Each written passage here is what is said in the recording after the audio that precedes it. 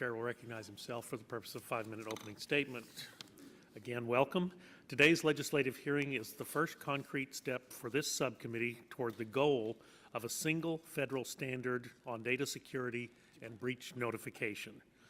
In January, we heard testimony about the key elements of sound data security and breach notification. I'm pleased that so many of the elements discussed at that hearing have been incorporated into the draft legislation. I also know and I'm aware that we just had another data breach that was in the news.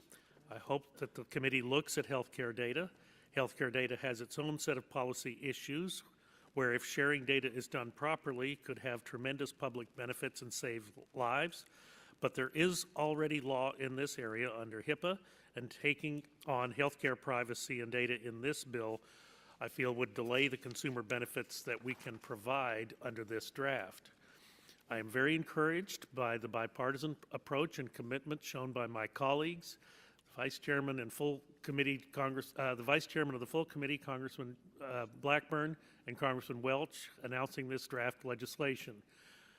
This subcommittee has a history of bipartisan cooperation with the work of Congressman Barton and Congressman Rush.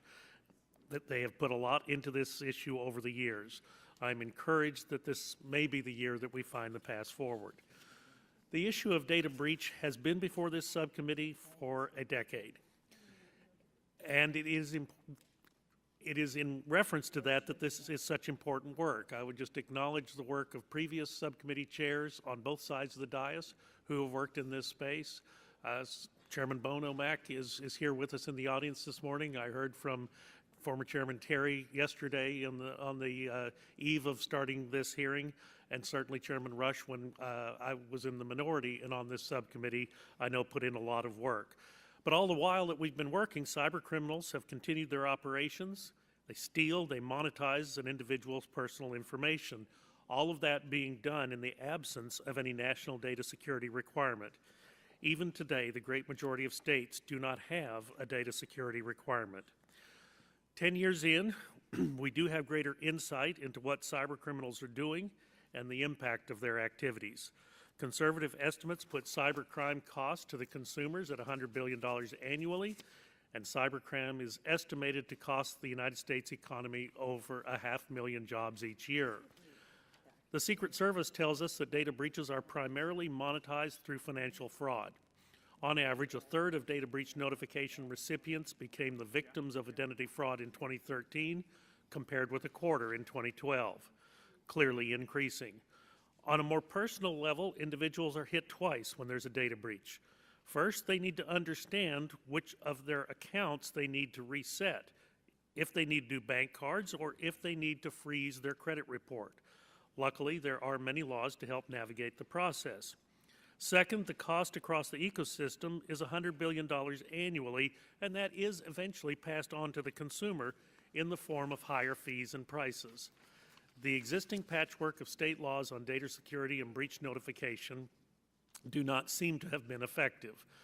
The noted security blogger Brian Krebs posted an article this week about the new criminal tools to steal customers' payment information, and he ended it with a simple question.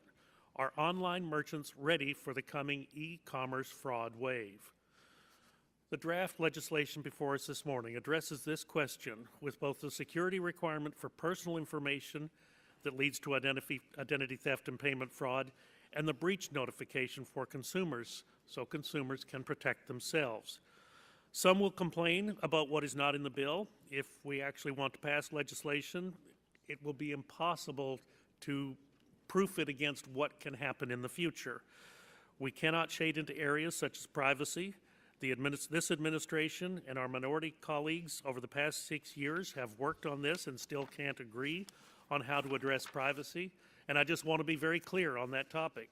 While we don't tackle privacy in this legislation, we don't preempt it either. This bill is focused on unauthorized access that leads to identity theft and financial fraud.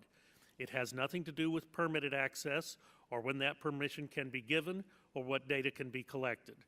I will also say that Congress must continue to address privacy of all kinds, but not at the price of delaying consumer protections for data security and breach notification. Another complaint will be around moving the telecommunications, cable, and satellite providers from the Federal Communications Commission to the Federal Trade Commission. I look forward to hearing which agency has been the more active consumer watchdog regarding data security and breach notification in the last 10 years. I certainly do look forward to continuing the bipartisan good faith negotiations with all interested stakeholders. Negotiation remains open and ongoing, and of course the doors of the subcommittee are always open. With that, I'd like to recognize the ranking member of the subcommittee, Ms. Schakowsky, 5 minutes for an opening statement. Thank you, Mr. Chairman. I appreciate the hearing today on the draft legislation released last week by Mr. Welch and Ms. Blackburn to require data breach security and reporting. I do appreciate my colleagues' efforts on this legislation, and I agree that there are some positive elements, FTC penalty authority and a data security provision among them. That said, however, this bill does need significant amendments to achieve the goal of both simplifying compliance for business and enhancing protections for consumers. I don't believe that goal is out of reach. I don't think that it expands the time that it will take, maybe by just a bit, but the draft proposal has these problems in my view. It would prevent states from enforcing their own laws related to data security and breach notification. It prevents all private rights of action on data breach and notification. As currently drafted, it would override all common law, including tort and contract law, as they apply to data. Those provisions would leave consumers with fewer protections than they currently have. This proposal also weakens existing consumer protections under the Communications Act for customers of telecommunications, satellite, and cable companies. And while I believe the FTC can and should be empowered to play a stronger role in protecting consumers' data, I don't believe that should come at a cost of eliminating existing FCC protections. The bill would also only require consumers to be notified of a breach if it is determined that a breach has or will likely lead to financial harm. That would only occur after the companies regulated under this bill have concluded investigations of breaches to determine the risk of financial harm to each of their customers or users, a process that could take months. There are many types of harm that go beyond simply financial ones. For example, a data breach that revealed private communication might not have any measurable financial impact, but could cause embarrassment or even danger. The types of personal information covered by this bill are far too limited. The bill doesn't cover over-the-counter drug purchases or other health information not covered by HIPAA. By contrast, the data laws in Texas and Florida protect those types of information. The bill does not cover metadata, which can be used to acquire sensitive personal information. The bill also does not provide FTC rulemaking authority for defining personal information. This is a major weakness when we've seen the nature of personal information change significantly over time. For example, when the House passed the Data Act in 2009, it did not include geolocation information as part of personal information. Today, I think we could all agree that geolocation information should be protected. And that's why we need legislation that allows the FTC to adapt as the nature of personal information continues to evolve. Of course, we can't anticipate everything, but we could create some flexibility. In closing, this bill is very broad in terms of preemption of state and other federal laws and narrow in terms of definitions of harm and personal information. I believe the bill should be narrow where it is now broad and broad where it is now narrow. I look forward to hearing from our witnesses about their perspectives on this bill and to moving forward with a strong bill that adequately protects consumers. With that, I yield the remainder of my time to Mr. Kennedy. Thank you very much to my colleague, and thank you for my colleagues on both sides of the aisle for their efforts in pulling this bill together. It is always nice to see a Bay Stater here to testify before the committee, so I just wanted to give a warm welcome to Sarah Cable, Massachusetts Assistant Attorney General with the Consumer Protection Division. Ms. Cable investigates and prosecutes violations of the Massachusetts Consumer Protections Act and the Massachusetts Data Breach Notification Laws and Data Security Regulations. I have no doubt that the work that Ms. Cable does in enforcing Massachusetts data breach laws has protected many across the Commonwealth, and I truly appreciate her being willing to be here today and take some time to share her thoughts and expertise with us about an incredibly important issue. And with that, Ms. Schakowsky, I will yield back. Thank you. Chair thanks the gentlelady. Gentlelady yields back. The chair now recognizes the chairman of the full committee, Mr. Upton, 5 minutes for an opening statement. Well, thank you. We're at a critical point for consumer protection in the U.S. Our interconnected economy, with many great benefits, also poses new threats from thieves, new challenges to information security, that is for sure. And as the Internet weaves itself into the DNA of appliances, cars, clothing, the threats of exploitation multiply, but the most serious underlying criminal purpose remains the same: to steal and monetize personal information, and it has to be stopped. As data breaches have evolved, the one constant is that identity theft and payment card fraud are the crimes that pay the criminals. According to the Bureau of Justice Statistics, personal identity theft cost our economy nearly $25 billion in 2012, making it the largest threat to personal property today. There is not a single member of this committee who doesn't represent someone who has suffered from either identity theft or payment fraud. This bipartisan draft legislation that we consider today establishes a reasonable national security standard with flexibility to adapt to changing security technology. The FTC and the state attorney generals will be policing companies to hold them accountable for protecting consumers. The draft also focuses on the personal information that criminals have targeted, the cyber gold that attracts today's cyber safecrackers. I want to thank my colleagues Blackburn and Welch for bringing us a big step closer to a bipartisan solution. Other members of the committee, including Mr. Barton, Rush, have also rolled up their legislative sleeves over the years. And I want to thank Chairman Burgess for making this issue a very top priority on this subcommittee. I also commend the narrow approach. By targeting the most sought-after personal information in the areas lacking current federal protections, this bill avoids controversial issues that have derailed past efforts. Our goal is to create clear requirements to secure personal information from and notify consumers in cases of unauthorized access. The goal is not to broadly regulate the use of data. I yield the balance of my time to Ms. Blackburn. I thank the chairman for yielding, and I also want to recognize the previous chairman of this committee, Ms. Bono, with us today, who have worked so diligently on this issue through the years. I appreciate the guidance and the leadership there. I also want to commend Mr. Welch, who has been co-chairman of the Privacy Working Group and the chairman for allowing the Privacy Working Group a full 2 years to dig into this issue and to see where we could find agreement. And that is the basis of the draft legislation that we have before us today. The reason it's important that we do something now is because 2014 was dubbed the year of the breach. Think about the number of breaches that were out there. Our constituents have begun to see this firsthand. It has affected someone in nearly every family. And what they are saying is the issue is getting out of control, and we need to take steps to put the guidance in place so that individuals will know they have the tools that are necessary to protect their data and, as I say, their virtual you, their presence online. And I appreciate Mr. Welch and the work he and the Privacy Working Group did to help us come to this point, and I yield the balance of my time to the gentleman from Vermont.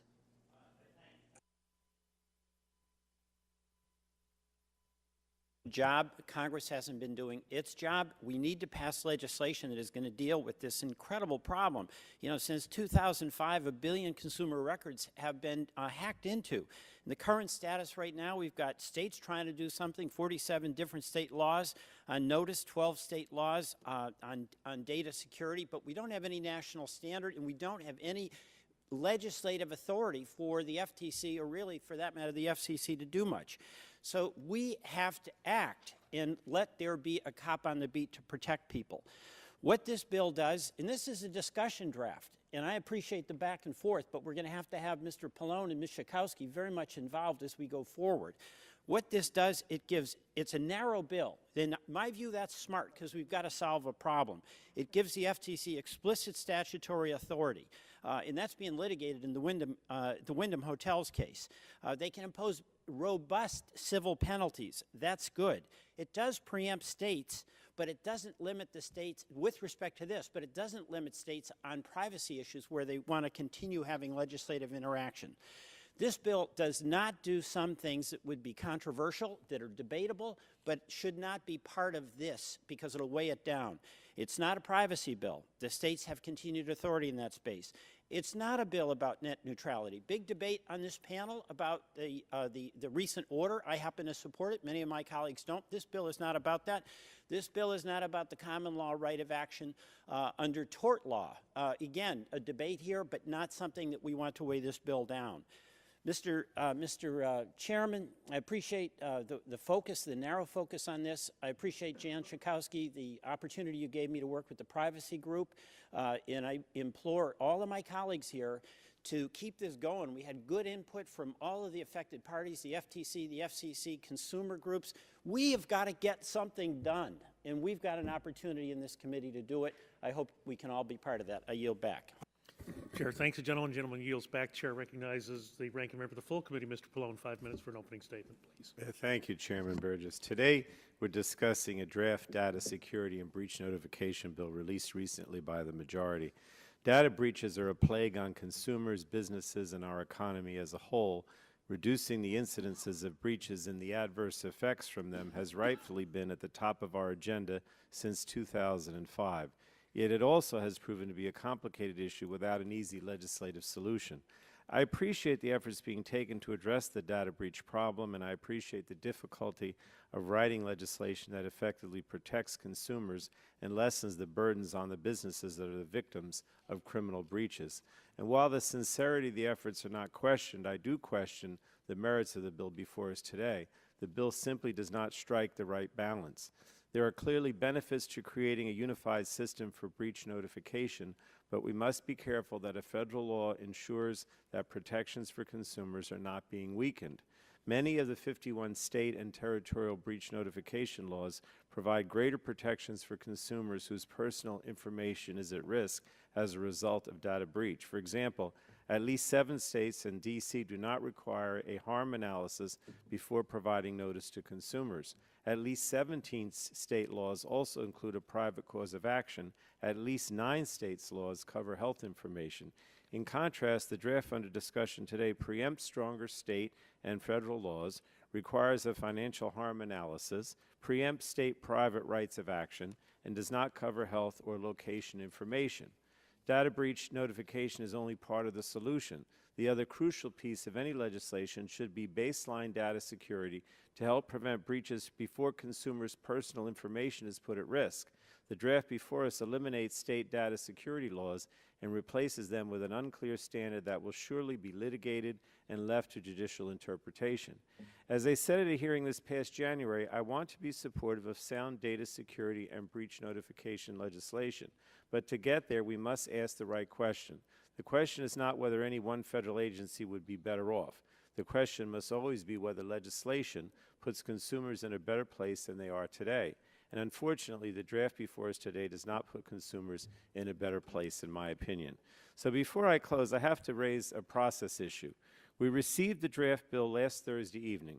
The 114th Congress seems to have halted a long tradition of sharing text with all members of the subcommittee at least a full week prior to a legislative hearing. And this is not the first time this has happened this year in the Energy and Commerce Committee. As we saw with our Communications Subcommittee, I suspect it's not going to be the last. Also, I have to take issue, I know this may sound, a little picky, but I have to take issue with Chairman Burgess's opening remarks and repeat my longstanding belief that having some Democratic support does not make a measure bipartisan. I think that Chairman Upton used better language when he said maybe it's a step closer to being bipartisan, and I appreciate what Mr. Welch said, which is that he mentioned having the support of myself and Mr. Schakowsky on a bill. I would like to see this bill improve before it moves further through the legislative process so that all members of the committee can support it and it can be a truly bipartisan legislative product, which it is not at this time. I have some time left. I don't know if did you want additional time or you? All right. Yvette, or everybody's okay? All right. Thank you, Mr. Chairman. I yield back the balance of my time. Gentleman yields back. His observations noted. I do want to welcome all of our witnesses and thank you for agreeing to testify before the subcommittee today. Today's hearing will consist of 2 panels. Each panel of witnesses will have the opportunity to give an opening statement, followed by a round of questions from our members. Once we conclude with questions for the first panel, we will take a brief break to set up for the second panel. For our first panel today, we have the following witnesses. Ms. Jessica Rich, Director of the Bureau of Consumer Protection at the Federal Trade Commission, and Mr. Cleet Johnson, the Chief Counsel for Cybersecurity, Public Safety, and Homeland Security at the Federal Communications Commission. Thank you for your participation today. Ms. Rich, you're recognized 5 minutes for the purpose of an opening statement. Dr. Burgess, Ranking Member Schakowsky, and members of the subcommittee. I'm Jessica Rich, Director of the Bureau of Consumer Protection at the Federal Trade Commission. I appreciate the opportunity to present the Commission's testimony on the subcommittee's data security legislation. Reports of data breaches affecting millions of Americans fill the headlines. These breaches involved not just financial data, but other types of sensitive data such as medical information, account credentials, and even the contents of private emails. These events serve as a constant reminder that consumers' data is at risk. Hackers and others seek to exploit vulnerabilities, obtain consumer sensitive information, and misuse it in ways that can cause serious harms to consumers and businesses. Indeed, identity theft continues to be the FTC's #1 source of consumer complaints, and data shows that over 16 million consumers were victimized in 2012 alone. Every year, new incidents are reported that reignite concern about data security as well as debate about the best way to provide it. Companies must implement strong data security measures to minimize consumers' risk of fraud, identity theft, and other substantial harm. Poor data security practices also creates risks for businesses. Data breaches can harm a company's financial interests and reputation and also result in the loss of consumer trust. We need strong legislation now for consumers and the health of the commercial marketplace. As the nation's consumer protection agency, the FTC is committed to protecting consumer privacy and promoting data security in the private sector. The FTC would like to thank the subcommittee for proposing enactment of federal data security and breach notification law, which the Commission has long supported on a bipartisan basis. The Commission supports a number of elements in the proposed legislation which will give us additional tools to deter unlawful conduct. First, the bill includes a provision requiring companies to implement reasonable data security standards in addition to breach notification, both of which are essential to protect consumers. Second, the legislation gives the FTC jurisdiction to bring cases against nonprofits and common carriers. Third, the bill provides for civil penalties, which are important to ensure adequate deterrence. However, other aspects of the draft legislation don't provide the strong protections needed to combat data breaches, identity theft, and other substantial consumer harms. First, the bill does not cover precise geolocation and health data. Even though misuse of this and other information can cause real harm to consumers, and even though a lot of health information is not, in fact, covered by HIPAA. For example, we brought a case last year against a medical transcription company whose lax security practice resulted in psychiatrist notes about individual patients being made available on the internet, available through simple Google searches. Given the definition of personal information in this bill, we would not be able to rely on the legislation to bring that case and seek civil penalties. In addition to companies being careless with consumer information, hackers have incentives to obtain this data, even when it's not financial. For example, in some of our recent investigations, we've seen bad actors hack into company systems to steal consumers' information so they can extract payments from the companies for its return. A number of state laws currently protect consumers' health information, but those protections would be preempted under the bill. Second, the Commission believes that data security protections should apply to devices that collect data, such as some internet-enabled devices. Breaches involving these devices raise broader safety concerns, even if no data is stolen. For example, if a pacemaker isn't properly secured, a breach could result in serious harm to the person using it. Similarly, a malicious criminal who hacks into a car's network could disable its brakes and other safety features. Third, the FTC continues to believe that data security and breach legislation should include rulemaking authority under the Administrative Procedures Act. Rulemaking would allow the Commission to ensure that as technology changes and the risks from the use of certain types of information evolve, the law keeps pace and consumers are adequately protected. Finally, the FTC believes that any trigger for providing notification should be sufficiently balanced so that consumers can protect themselves when their data is at risk without experiencing over-notification. Accordingly, we support an approach that requires notice unless a company can establish that there's no reasonable likelihood of economic, physical, or other substantial harm. Thank you very much for this opportunity to provide the Commission's views. The FTC remains committed to promoting reasonable security for consumer data and stands ready to work with the subcommittee as it develops and considers legislation to protect consumers' sensitive information. The chair thanks the gentlelady. Mr. Johnson, you recognize 5 minutes for the purpose of an opening statement. Thank you very much. Dr. Burgess, Ranking Member Schakowsky, leaders of the full committee, distinguished members, thank you very much for providing the opportunity to discuss the FCC's current programs and authorities regarding consumer protections for communications data, privacy, security, and breach notification. For decades, Congress has recognized that information related to consumers' use of communication services is especially sensitive for reasons that go beyond potential economic harm, such as financial fraud or identity theft. If Americans can't communicate privately, if we're not secure in the privacy of information about our communications, then we can't fully exercise the freedoms and rights of open democratic society. As with medical and healthcare data governed under HIPAA and financial data governed under Gramm-Leach-Bliley and other statutes, Congress has long treated communications-related consumer information as a special category of consumer data that calls for expert oversight, tailored protections, and specific enforcement. Given recent developments, the privacy and security of sensitive information held by communications networks is actually a much bigger issue now than ever before. For example, public concerns about the availability of telephone call records, the widespread use of fixed and mobile broadband communications, privacy implications of crucial life-saving improvements to next-generation 911. And finally, recent cyber attacks, such as the one aimed at suppressing the release and viewing of a motion picture. As the expert agency that regulates communications networks, we continually seek to improve these protections for the good of communications consumers. I'll now turn to the legal framework currently in place to protect these communications consumers and also the responsibilities of communications providers to secure their networks in the first place. The draft bill would alter this legal framework significantly and would leave gaps as compared to existing consumer protections for communications consumers.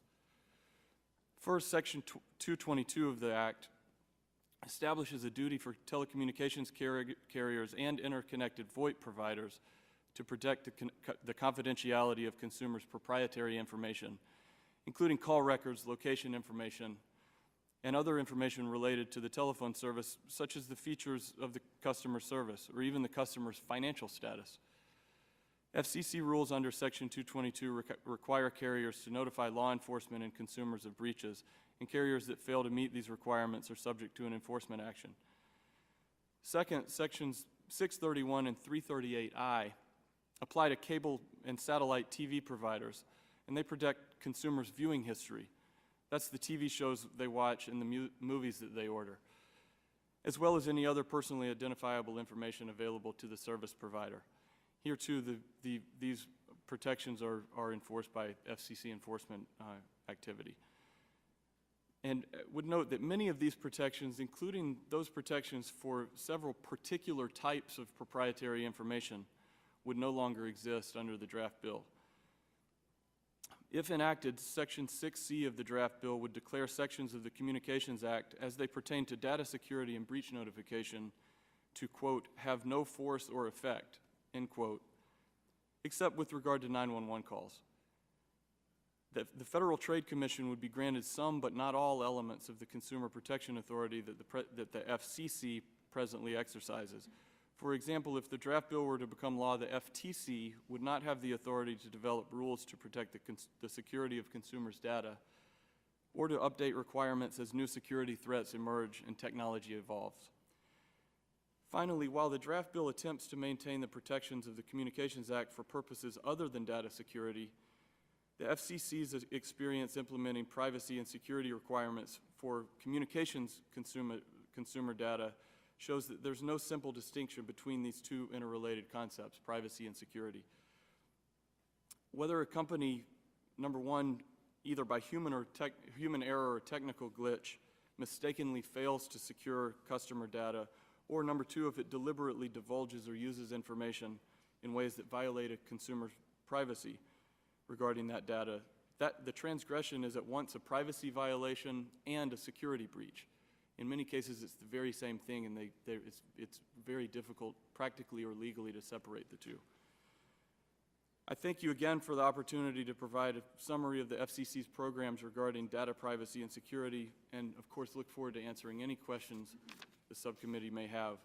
We at the FCC, of course, stand ready and willing and able to provide any input or assistance the subcommittee may request as it completes this important work. Thank you very much. The Chair thanks both the witnesses for their forthright testimony. We'll now go to the questioning portion of the hearing. I recognize myself for 5 minutes for the purposes of questions. Let me ask the same question to both of you. First, for the Federal Trade Commission, how many data security cases has the Federal Trade Commission brought to date? And as a corollary, do you have an idea of how many investigative hours have been spent on data security cases? We have brought 55 data security cases. That's since the early 2000s. But we've actually brought hundreds of combined privacy and data security cases, held 35 workshops, completed 50 reports. We've spent, I actually haven't tabulated up man hours, but it's an enormous amount because for every case we bring, there's actually quite a number of investigations that we look into, but we decide not to bring a federal court action. So it's millions of hours. Okay, but the total cases was 55? In the data security area, but many of the privacy cases have some data security element too, and there's hundreds of those. Very well. Mr. Johnson, let me just ask the same question to you. How many data security cases has the Federal Communications Commission brought? And then likewise, the investigative hours that your commission has spent on the data security cases? Thank you, Mr. Chairman.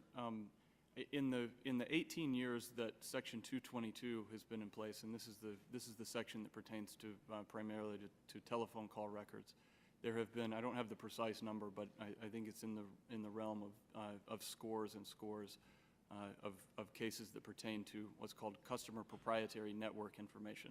This is call records, location information, time and duration of call, and a whole host of other what's called CP&I protections. I don't have the precise number, and I can certainly get you the precise number, nor the total accumulated hours, but it is scores and scores. To the extent, I think it would be helpful to the subcommittee if you could make the actual numbers available and certainly Of course. allow you to do that for the record. And let me just ask you a question. You brought up the consumer proprietary network information. How many years after the 1996 Act did it take to fully implement the rules for CP&I at the Federal Communications Commission? Well, I think that I don't know which exact rule you're referring to, Mr. Chairman, but I think the broad answer is that it has been underway for 18 years, and there have been multiple improvements and shifts, including for congressional expectation, technological development, for instance, voice over IP, location information that pertains to 911, and in 2013 there was a declaratory ruling that the Commission declared that CP&I pertains to information that's collected on mobile devices. So I guess the accurate answer is that it remains a work in progress, and that's part of the value of having that rulemaking authority, is in order to adapt to congressional expectations, changes in technology. Maybe for the purposes of clarification for the subcommittee, as we work through some of these issues, could the commission provide us a timeline from 1996 to present, where the rulemaking was involved, where it evolved? Obviously, the threat changed over that time as well. But I guess, that's part of my concern, is that I get the impression that it took some time from 96 to the point where the rulemaking had evolved to a point where there were actually consumer protections that were available. But I don't know that, and Absolutely. I'll take that. I think that's a very important homework assignment for me, and I can run through very briefly. The section was established in 1996. Right. In 1999, location information was added. In 2007, there was a major problem with what's called pretexters. And in my old world in working on intelligence policy, this is essentially a human intelligence collector, where pretexters would call the telephone company, ask. Right. We had a hearing on it here in this Absolutely. committee several years ago as well. And so that was something, again, that was at once a privacy and security issue. And in 2007, the commission issued rules specific to solving that problem. And again, there have been some other adjustments and improvements in recent years. But we'll get you the full story. It's actually it is an important story about the development of Section 222. The chair appreciates the gentleman's willingness to provide the information. The chair recognizes Ms. Schakowsky. 5 minutes for questions, please. I just want to clarify that my concerns between the agencies is really with regard to the impact on consumers. I don't want anything I say to seem to reflect a preference for one agency over another, but rather for the protection of the consumers. So if this draft were enacted, regulatory and enforcement authority over data security and breach notification that is currently granted to the FCC would, under certain sections of the Communications Act and its regulations, would have no force or effect. It's my understanding that the data security and breach notification protections under the Communications Act are broader than the protections afforded under this draft. The Communications Act provides security protections for information regarding telecommunications subscribers' use of service, but this draft does not provide security protections for all of that information. Instead, it covers only, quote, the location of, number from which, and to which a call is placed and the time and duration of such call, unquote. So, Mr. Johnson, what other information is currently protected under Title II of the Communications Act that would not be covered under this draft? Ma'am, you are correct that there are specific pieces of information, both under Section 222 and also the cable satellite provisions, that are not protected under this draft. With regard to Section 222, information such as how many calls a person has made, sort of the peak calling periods for that person. Does this person make phone calls in the morning, at night, lunchtime? Specific features of the service, like call waiting or caller ID. And then other things that may be pertinent to call service, like the financial status of the customer. Does the customer qualify for Medicaid or SNAP or other low-income support? Those would explicitly not be protected by the definition in the draft bill. On the cable and satellite side, it's essentially all of it would not be protected. What television shows you watch on cable and satellite, what pay-per-view you order, what you order from the home shopping network. None of this would be protected under the draft bill. So it's presently protected. So viewing preferences or viewing history, none of that would be covered. It's presently covered. It would not be covered under the draft bill. That's what I'm talking about.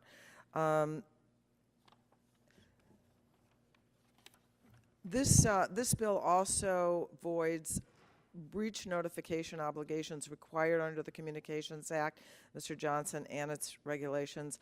But as I read it, the bill would not require breach notification for a breach of call information. Under the Communications Act and associated regulations, a breach of customer information, such as call data and viewing habits, requires notice to law enforcement and affected customers. Is that right? That's correct. But as we establish, much of the customer information currently required to be secured under the Communications Act does not have to be secured under this bill. And if there is no requirement to protect the information, then there is no requirement to provide notice in the event of a breach, correct? That's correct. And even for the limited call information that must be secured under this bill, a breached company would not be required to provide notice because all call information is not financial in nature. Do you agree? That's my interpretation, yes, ma'am. So I wondered, Ms. Rich, if you wanted to comment on that. This is a concern that I have for consumers, that I think if we allowed the FCC to continue in its regulations, that we could then make sure we cover everything. For consumers, we are also looking at this bill in terms of its effect on consumers, and that's why in our testimony we have proposed that the bill apply to more information. GeoHealth, communications would also be something that should be added to the bill. We also believe the breach notification trigger should be a bit broader to encompass different harms. So that we agree would be an improvement to the bill. But as to jurisdiction, I should say that our position is that we should have jurisdiction in this bill. The FTC should have jurisdiction over carriers in this bill because we have brought so many cases in this area. We bring so much enforcement expertise to the table. We really have been working on this issue since really the mid-90s. We also believe we should be able to hold different companies that are collecting some of the very same type of information to the same standards in our enforcement. You know, Netflix, Google, and Verizon really have a lot of the same information. Further, we haven't taken a position on reclassification, but one byproduct of reclassification is it does remove our FTC jurisdiction from over providers of broadband service. So we would actually we're actually able to do less post-reclassification to help consumers than we were able to do before. That being said, we believe, a majority at the Commission believes we should share jurisdiction with the FCC and not displace the FCC. Thank you. We work very well together. Thank you. Generally, time's expired. The chair recognizes the gentleman from Michigan, chairman of the full committee, Mr. Upton. Did he about Ms. Blackburn, then you're recognized. 5 minutes for questions, please. Thank you, Mr. Chairman, and I want to thank our witnesses for being here. Mr. Johnson, to you first. Please get your facts and figures all in order as Chairman Burgess asked, and get that back to us. It is helpful to us, and we were hopeful to have that information today to be able to define the number of data security cases that you all have brought forward, not just terming it scores and scores. So let's tighten that up for the record. Ms. Rich, to you, you talked about the 55 cases that you all have brought forward. So I want you to walk me through what is the criteria that you utilize when you decide to bring a case forward? What goes into that decision matrix? The core concept in our data security program, and we have several different laws we enforce, is reasonableness, and not whether there's been a breach. And we have emphasized a process-based approach that's tech neutral. So for years, our education and our cases have been emphasizing that the key to data security is to follow certain key, basic common elements. Put somebody in charge, make somebody responsible for the program. do a risk assessment to determine what are the risks in your business, not some checklist that another business with a totally different business model is using. Develop a program to address the risks you've just found and focus in particular on things like the key areas. Let me interrupt you there. Yeah. Would you consider then that this is more along, you all have an informal set of best practices that you refer back to? Would that be a fair statement?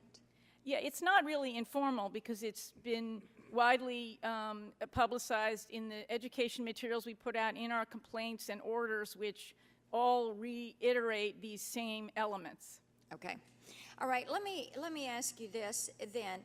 Do you think the draft legislation would limit the FTC's Section 5 authority? Well, there is a savings clause, and we're happy about that, but, you know, as we understand it, this is a discussion draft, and so right now we have some concerns that it might weaken the protections that are currently in place, but with the some of the suggestions we've made for strengthening the bill, we believe it could be quite strong. Okay, so you would rather, okay, let me ask you about this. Then, what about consent orders? You all have to go ahead and get that consent order to obtain civil penalties for unfair or deceptive practices. So do you believe consent orders are a strong incentive for industry for instituting data security civil penalties? You're making an excellent point, which is that the bill's inclusion of civil penalties is critical, and we are very supportive of that. Right now, as you note, in order for us to obtain civil penalties, which we believe are an important incentive and deterrent from bad behavior, we have to obtain an administrative order first, and then if there's a violation, obtain civil penalties. So yes, you are absolutely right that civil penalties are a key ingredient to the success of legislation. Okay. With that, I am going to yield back my time, Mr. Chairman, so we can move on with the rest of the questions. Appreciate the gentlelady yields back. Chair recognizes the gentleman from Massachusetts. Mr. Kennedy, 5 minutes for questions, please. Thank you, Mr. Chairman. And again, thank you to the witnesses for testifying. I appreciate the information that you've already offered us today and as we go through this process. The FCC has enacted strong regulations to implement their authorities under the Communications Act, and I know you've touched on that a little bit already. These regulations require telecommunications providers to implement a number of specific privacy and security measures to protect consumer proprietary information. I wanted to walk through with both of you a little bit about some of those requirements so we can flesh this out a little bit. So, Mr. Johnson, these regulations require that telecommunications carriers take steps not only to secure customer information, but also discover attempts to gain unauthorized access to that information. Is that right? That's correct. So carriers also then must authenticate a customer before providing customer information over the phone, online, or in a store as well. That's correct. Carriers are required to train their employees in the use of that customer information. Is that right? That's correct. Okay. Are there some other things that are required under the FCC's regulations that you'd like to highlight as well? In addition to those that you laid out, Congressman, also carriers are also required to discipline abuses and to certify compliance with these rules. And if I may, I would add to that the distinction between enforcement and rulemaking clarity. Of course, enforcement is a crucial part of compliance, and the FCC has an enforcement bureau that's very active in this space, as is the FTC, and we partner together on in many areas and expect to in the future as well. The distinction between the present protections in 222 and an enforcement-only approach is that the FCC, or in this case the FTC, if this bill were to be enacted, the FCC presently has the ability to get out and engage the public, the providers, to work together through advisory committees, through rulemaking processes, through a whole host of measures to make clear what the challenges are and what the solutions are before there's a problem. So instead of post hoc enforcement only, there's a solving the problem before it happens, or once it's been spotted in the case of pretexting, Mr. Chairman, that you can go after this problem and seek to solve it instead of just post hoc enforcement. So proactive versus reactive, right? Right. And so would those requirements be preempted under the current legislation? They'd be eliminated. So, Ms. Rich, thank you, Mr. Johnson. Ms. Rich, if, for example, a telecommunications provider disclosed the number of calls that I made from a specific phone number to a third party, would the FTC be able to bring an enforcement action under this bill? We believe that should be added to the bill. Okay. And would the FTC be able to require that telecommunications providers not disclose that information unless they obtain customer consent, or should that be added as well? Well, that would be a privacy provision, so I'm not sure it would be addressed by this bill, but, and I don't think that would be preempted by this bill, the privacy provisions of the CPNI rules. But in any event, we do think communications should be added to the bill as an element, a piece of data that should be covered. Great. I appreciate the feedback. Thank you very much. I yield back. Gentleman yields back. The chair now recognizes the vice chair of the subcommittee, Mr. Lance. 5 minutes for questions, please. Thank you, Mr. Chairman. Good morning to you both. To Ms. Rich, the FTC has been a strong advocate for protection of Social Security numbers and has often indicated that Social Security numbers are closely tied to identity theft. I don't think there's any doubt about that. How many state data security and breach notification bills include Social Security numbers alone as personal information? We have that information, but I don't have it at my fingertips, but we'd be happy to provide it to the committee. Thank you very much. Mr. Johnson, do you have an opinion on that? I don't know the answer to that. Certainly, either at hand, certainly. sir. Thank you. To Ms. Rich, do you support the inclusion of standalone Social Security numbers as personal information in the draft legislation? Yes, we were very happy to see that in the bill. Thank you. And are these data elements not listed in the draft legislation that the FTC has seen tied to identity theft and payment fraud? Are there any data elements not listed in the draft legislation that you would like to see in it? Yes, in addition to Social Security number, driver's license and passport number and other government-issued numbers can also be used to perpetrate identity theft. So we would like to see that information protected standalone, and now it needs to be coupled with other information. We have also believed that that health insurance numbers can lead to medical identity theft, where people place charges on in hospitals, billed to other people, and it can really accumulate, and they can do that with simply health insurance numbers. I believe those are the main elements besides health and geolocation, which we're not talking about identity theft. We're talking about other information that should be protected, but those are the main additional elements. So to reiterate, other than Social Security, driver's license, and then health identification numbers? Yes. Thank you. Mr. Chairman, I yield back the balance of my time. Chair thanks the gentleman. The gentleman yields back. The chair recognizes the gentleman from Vermont, Mr. Welch. 5 minutes for questions, please. Thank you very much, and I thank the witnesses for your very helpful testimony. Just by way of introduction, I think we've got some areas of real agreement here. Number one, bipartisan agreement that this is a brutal problem. Number two, it's the Wild West. There's no clarity about who's in charge or what the enforcement is. Number three, there's a desire to get things done that are going to add protection rather than take it away. There's some disagreement on policy matters, like, for instance, Ms. Rich indicated you want a stronger, or as you call it, a stronger trigger notice, and where that balance is. You use that word balance. That's a debatable proposition. You know, I happen to think that the notice provisions under Gramm-Leach-Bliley, I don't know if you've refinanced your mortgage at all, but you get so much information it's useless. So I want a balance where consumers are protected and notified but not terrified. And that's a discussion in a debate. But there's other areas where, for instance, with Ms. Schakowsky, she raised what I thought were some really valid concerns. And this is with respect to this transition of authority. Because my view of the language is that the CP&I that would go to the FTC, you'd have that enforcement authority. And the bottom line for me is a concern, which I think is what Ms. Schakowsky was expressing. Do we protect the consumers as opposed to who's in charge?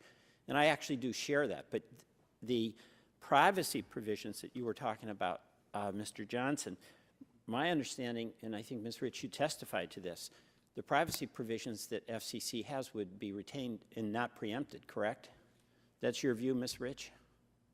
I would defer to my colleague on that. No, I want to ask you, because if we have essentially a situation where we think we're in agreement, but we have language that we're uncertain meets the agreement that we think we have, then that's a different, the nature of that is a different challenge. It's like trying to get the language right.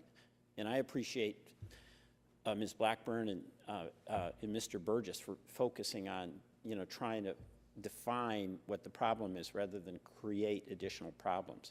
But my understanding, your testimony was that you believe the privacy was not preempted, correct?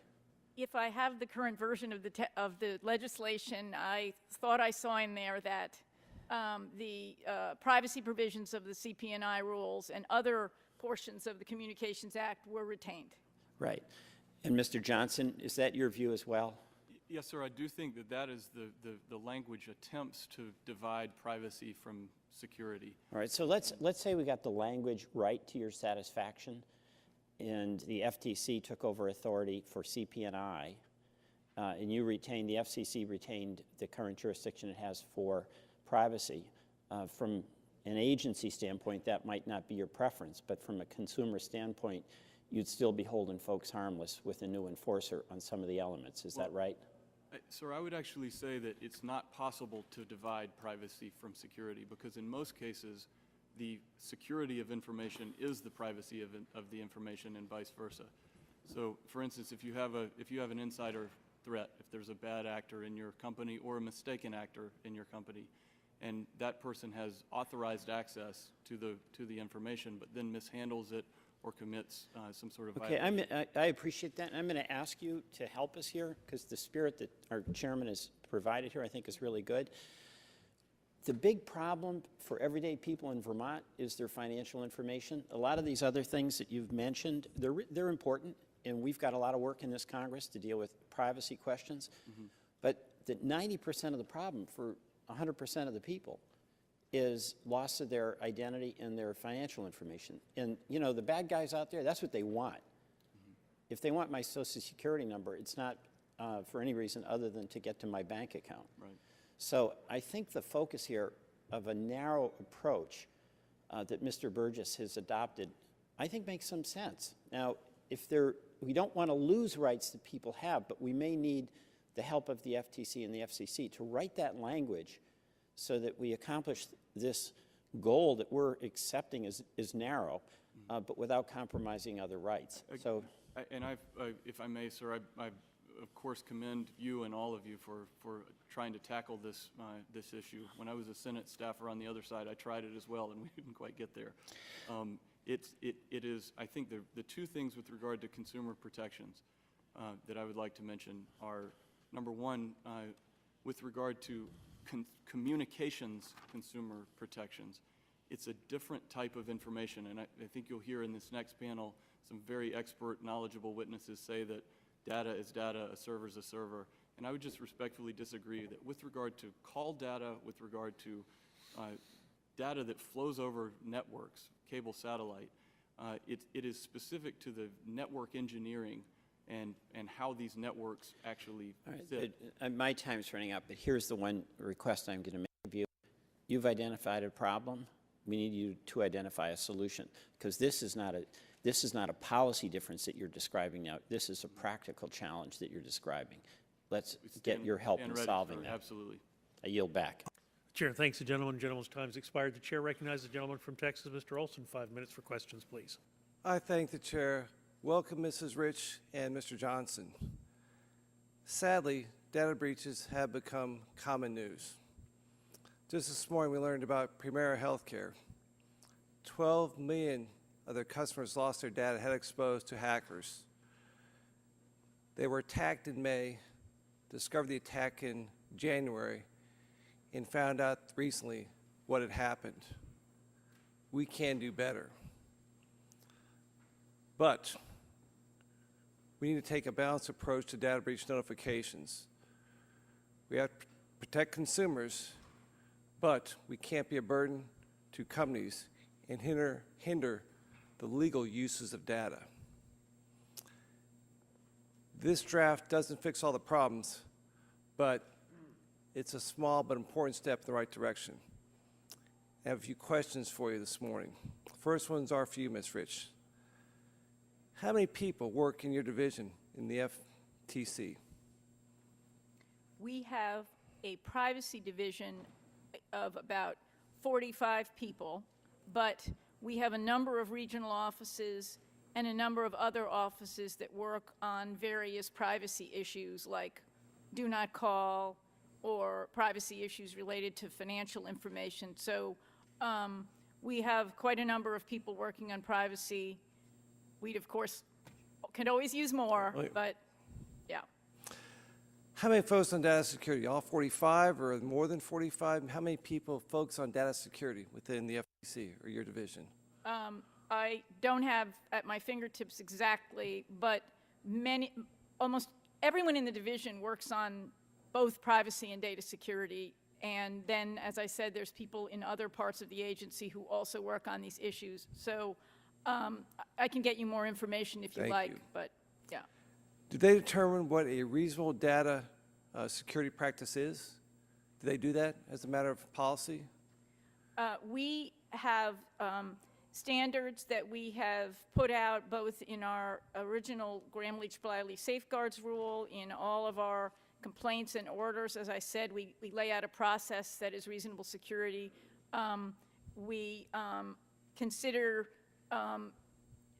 various factors like the sensitivity and volume of data, et cetera, and the staff attorneys who work on this follow the standards that we follow throughout the agency and that we've announced to the public in particular cases. Do they make sure companies use good practices? If so, how do they do that, ma'am? In investigations, we evaluate whether reasonable security was followed and whether these types of processes I talked about were followed. And I'm sure you have to have people with very special skills. How hard is it to find those people? Is that a problem for you, ma'am? Need more people with the skills to go after these hackers? We have very well-trained attorneys and investigators. We also have a lab unit that helps with if there's any forensics involved, and we have experts and technologists both on staff and that we consult with. Thank you, Ms. Rich. Mr. Johns, for you, my friend, how many folks in your department work on data security? Not cybersecurity, but data security within the FCC. Congressman, I can get you a specific answer. It's a little, it's not divided quite as neatly for us as it is at the FTC and in the consumer protection. Ballpark, 10, 20, 30? I would say dozens of people work on various aspects of this. In the Public Safety Bureau, that's the bureau that I'm in the Enforcement Bureau, also the Wireless Bureau, the Wireline Bureau, the Media Bureau. It's an issue that covers, in the Consumer Protection Bureau, essentially every bureau of the FCC has a role in this in some form or fashion. And how about finding ready, qualified people? Hard time finding the people, the skills you need at the FCC to do your job with these data breaches? I would say that the FCC has the most qualified network engineers and communications lawyers and, importantly, communications economists that I've run across. It's an expert agency in the communications field. So it sounds like you balance enforcement with the market, communications, economics, and so you're actually a partner in this endeavor. So thank you for that. I'm out of my time. Yield back. Chair thanks the gentleman. Chair now recognizes the gentleman from Illinois, the former chairman of the subcommittee, Mr. Rush, 5 minutes for questions, please. Well, thank you, Mr. Chairman. I really am enjoying the input and the conversation both ways in regards to this particular matter. I view the issue before us as an issue that is really that we have to maintain the understanding that data security and privacy are really like two sides of the same coin.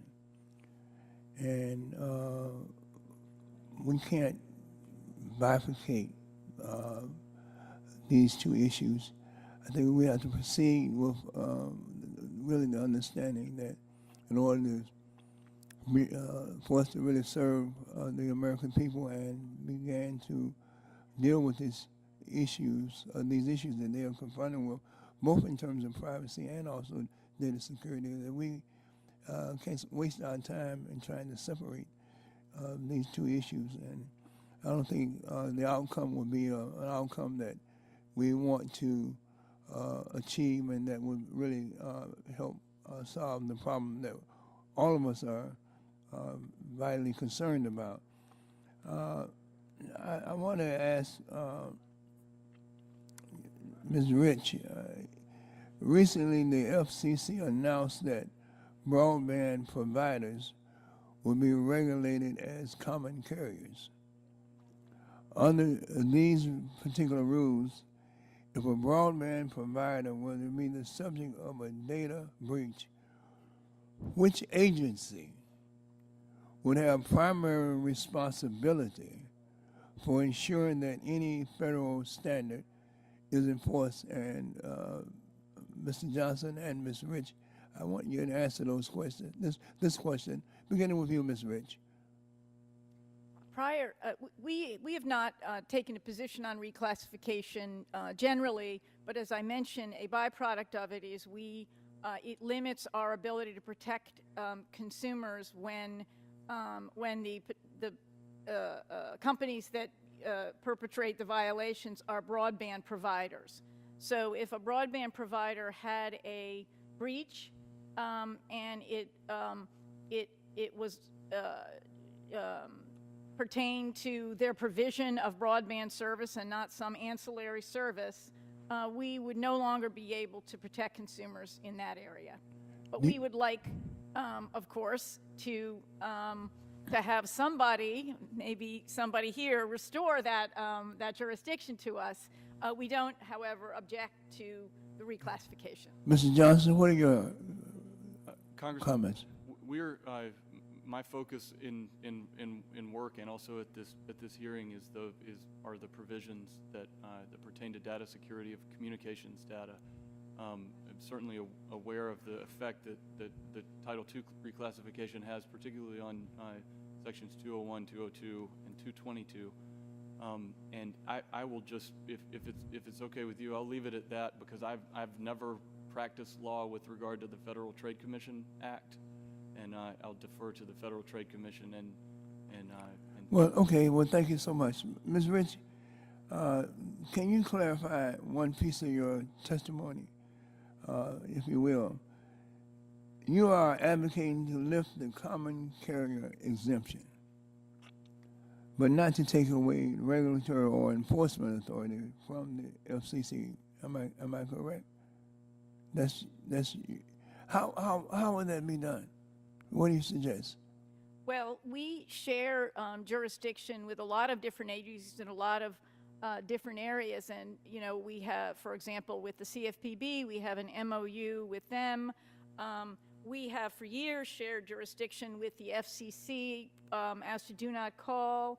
We did share jurisdiction over broadband providers prior to reclassification, and we can successfully coordinate and make sure there's no duplication. So what we are saying is we think as the agency that is most experienced in the data security area and has can be very effective in protecting consumers, that we should have jurisdiction over carriers, but that that the FCC, the majority of our commission believes that that doesn't mean the FCC should be displaced in its jurisdiction.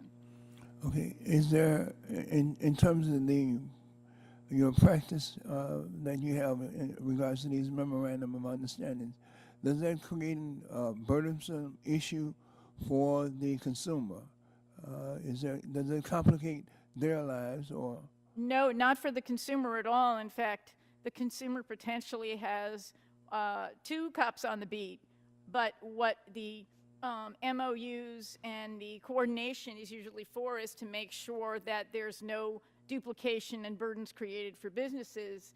For example, the 2 agencies, without communicating with each other, both investigating the same company at the same time. Mr. Johnson, you want to comment on? I think she stated it very well, sir. Mr. Chairman, thank you, and I yield back. Chair thanks the gentleman. Gentleman yields back. The chair recognizes the gentleman from Kansas, Mr. Pompeo. 5 minutes for questions, please. Thank you, Mr. Chairman, and thank you both for being here today. I suppose I'm not surprised, but I am troubled by how little conversation there's been this morning about cost to consumers. When you talk about protecting consumers, there's very little discussion about what this will mean, right? If a business is paying money, it gets passed along, and there's just a remarkable little discussion about what it really means to someone who can least afford whatever services that we're dealing with. I think that's very important. I would hope that the 2 of you would appreciate that too, but instead what I get is two government agencies, each of which wants increased authority, increased power, more control, the capacity to fine, right, sort of the historic governmental actions. I would hope when you think about the consumers that you are tasked to oversee, that you would at least consider their economic well-being as well. Ms. Rich, in that vein, you've asked for you said that the definition contained really the notice provision. You weren't happy with it. You suggested alternative language. You said you would support an approach that, quote, requires notice unless a company can establish there is no reasonable likelihood of economic, physical, or other substantial harm. So you've flipped the burden of proof now to the consumer, right? Right, to the business which they've contracted with to demonstrate that there's no harm. What do you think the cost of a change like that would be? I think the burden is already flipped in the draft. All we're proposing is that instead of it being limited to financial harm, that it be include economic, physical, or other substantial harm. Fair enough. I want to go on to Mr. Johnson. Mr. Johnson, I think in response to a question, you said that there were you didn't know the exact data you were going to bring us data, but you said there were scores and scores of cases. Is that right? Yes, sir. You identified 2 in your written testimony, if I got it right. I think if I remember correctly, the 2 that are in the footnote in the written testimony were just 2 examples from last year that were concluded. I would draw a distinction between cases that are investigated, cases that are pursued, cases that are settled, and not necessarily cases that all end in a. Are these the only 2 that are of record? You said there's scores and scores. There's 2 identified. Are there others that you could have put in this footnote? Absolutely, yes, sir. And I committed earlier. And would any of those have actually been data breaches? Because neither of these, as described in your written testimony, are actually what we're dealing with here today. Well, I think one's a do not call case, according to your testimony, and one was a violation of CP&I. Yes, sir. That your question underscores the distinction that we think is important with regard to communications data. It's not just breach of Social Security numbers or credit card numbers. It's about information about what people do on the telephone, what do they do with cable and satellite TV, and it's a much broader set of data that we think is specific to the networks that hold and manage and deliver that data. So it's not it's harder for us to hone in on this was a data breach of Social Security numbers than it is to talk about how we prospectively and proactively protect the consumer in a way that is actually, I think to your original point, is cost effective because it allows us to engage ahead of time with the providers, and I can give a number of examples about how we do that in a way that aligns it with business interests to protect the consumer while also letting the companies sort of lead the solution set. I'm not sure. I agree with you. I went back and read the notice of apparent liability that you've issued, and the language you use implies that if you have a breach, then your security is per se unreasonable and your privacy policy is deceptive. Is that the FCC's position? I don't know the exact line that you're going at there, but if you're, do you know which action you're referring to, sir? I do, but I want to go more generically. I want to take it out from the particular case. Is it the case that is the FCC's view that it is a per se unreasonable and your privacy policy is deceptive if there was a breach? No, sir. I don't think that's the case. In fact, in our rules, it requires on the 222 side, it requires reasonable measures to discover and protect against unauthorized access. Great, thank you. Mr. Chairman, my time is up. I yield back. I should do, if I might, sir, the one additional note is that on the cable satellite side, and this is another distinction with the bill, the standard is not just reasonable, it's as necessary to protect. So it's a much higher standard in the cable satellite viewing preferences case. Thank you. But still, I wouldn't say it's a per se violation. Chair, thanks, gentlemen. Gentlemen's time has expired. The chair recognizes Ms. Cardenas 5 minutes for questions, please. Thank you very much, Mr. Chairman. I want to thank the witnesses for all of your service. And this is an issue that's becoming more and more important. But one thing that I'd like to underscore is that I look at this as similar to what we all as Americans thankfully take for granted, that in any community we have government police. And let me tell you, when communities hire private policing or what have you, talk about things getting out of control and talk about lowering the standard of the kind of security that community has. There's certainly a drastic difference between hiring a security guard versus calling 911 and having the true police force show up. So I want to thank both of you and both of your departments for what you do for us to keep us safe, and certainly to keep the cost effectiveness of your purpose, I believe, is about American consumers and making sure that we fortify you with the resources you need so you can have the intelligent individuals and the hardworking individuals to go ahead and make sure that breaches don't happen as often as possible. We can be preventative, because let me tell you, what we pay in taxes is nothing compared to the person who gets their information breached. They lose their house. Their entire credit report goes to the wastebasket, and they lose everything.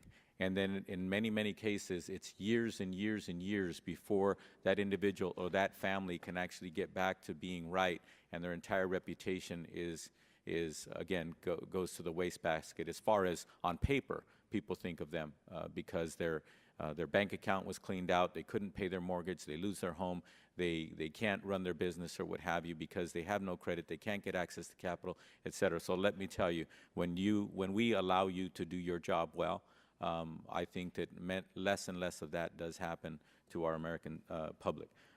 So with that, I only have time for perhaps one question. I want to refer back to the FTC recently released a staff report on Internet of Things. The Internet of Things refers to the ability of devices to connect to the Internet and send and receive data.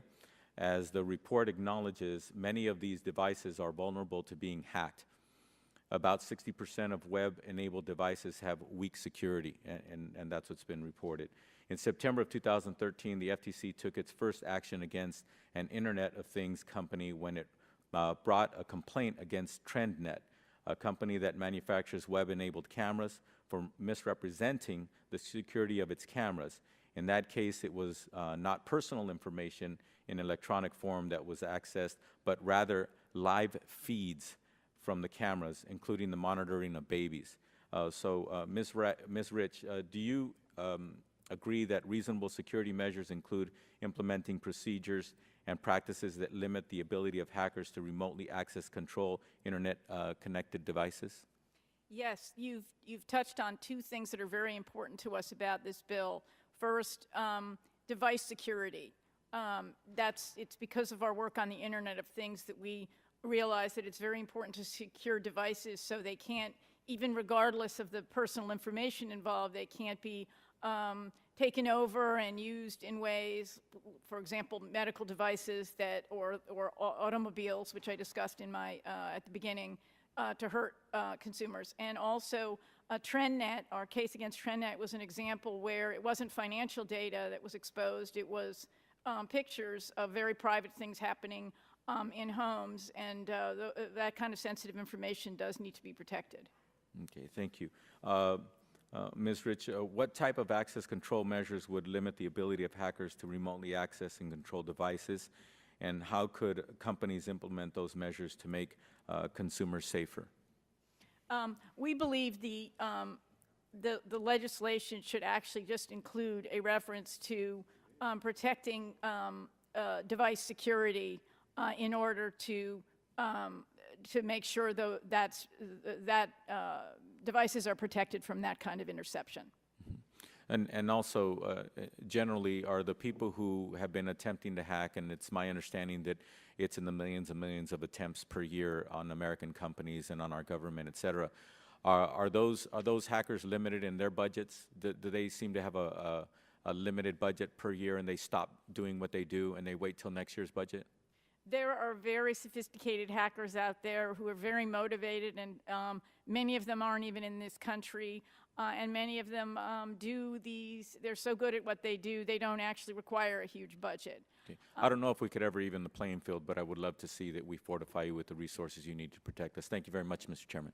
Can I just add something? I want to make sure, I feel like I've been too modest in the way I described our 55 cases, because those were completed cases that ended in an order. And if we did include investigations and all of the things, and closing letters and all of the activity we engage in that doesn't lead to a signed order, there are hundreds of data security cases. The chair thanks you, gentlelady, for the clarification. The chair now recognizes Ms. Brooks from Indiana. 5 minutes for questions, please. And I want to thank all of the witnesses for valuable time and educating the public, educating all of us on the proposed changes to further safeguard sensitive consumer information by providing the timely notice to these individuals. Also want to commend the chairman and all the work that's been done. As a new member to Energy and Commerce, I know there has been a lot of work done over the years, and obviously the growing nature of cyber infrastructure in all of our lives, it makes this so very important. I have to tell you, we did before the hearing today, in 2014 alone, the Indiana Attorney General's office received more than 370 data breach notifications and more than 1,300 identity theft complaints in Indiana. Actually, that was I thought, kind of low, considering many of us have just received notification from our insurance company about the breach in Indiana of potentially up to 80 million customers. But I want to ask, from your perspective, Ms. Rich, at the FTC, how does a national security standard in the draft bill, wouldn't a national security standard help consumers in theory? And because I'm not hearing that you're interested in a national security standard, but that in fact we should continue to allow 47 to 50 different state standards to be in place. Talk to me about a national security standard and what, what your thoughts are on that, because I'm not hearing that you're in favor of that. We absolutely agree that a national security standard would be helpful. It would make very clear what the expectations are. It would fill the gaps. Only 12 states have data security laws, even though 47 have data breach laws. If I'm up to speed on all the laws that have passed. Could you explain to us the distinction between data security laws versus data breach laws? I just want to qualify what I was saying, and then I definitely will. But we are concerned about a national a standard if it would water down protections that are currently in place today, which is why we are suggesting some modification to this discussion draft to strengthen it so that it wouldn't weaken the protections in place today. Because if it preempts the state laws, and then the main thing there is health.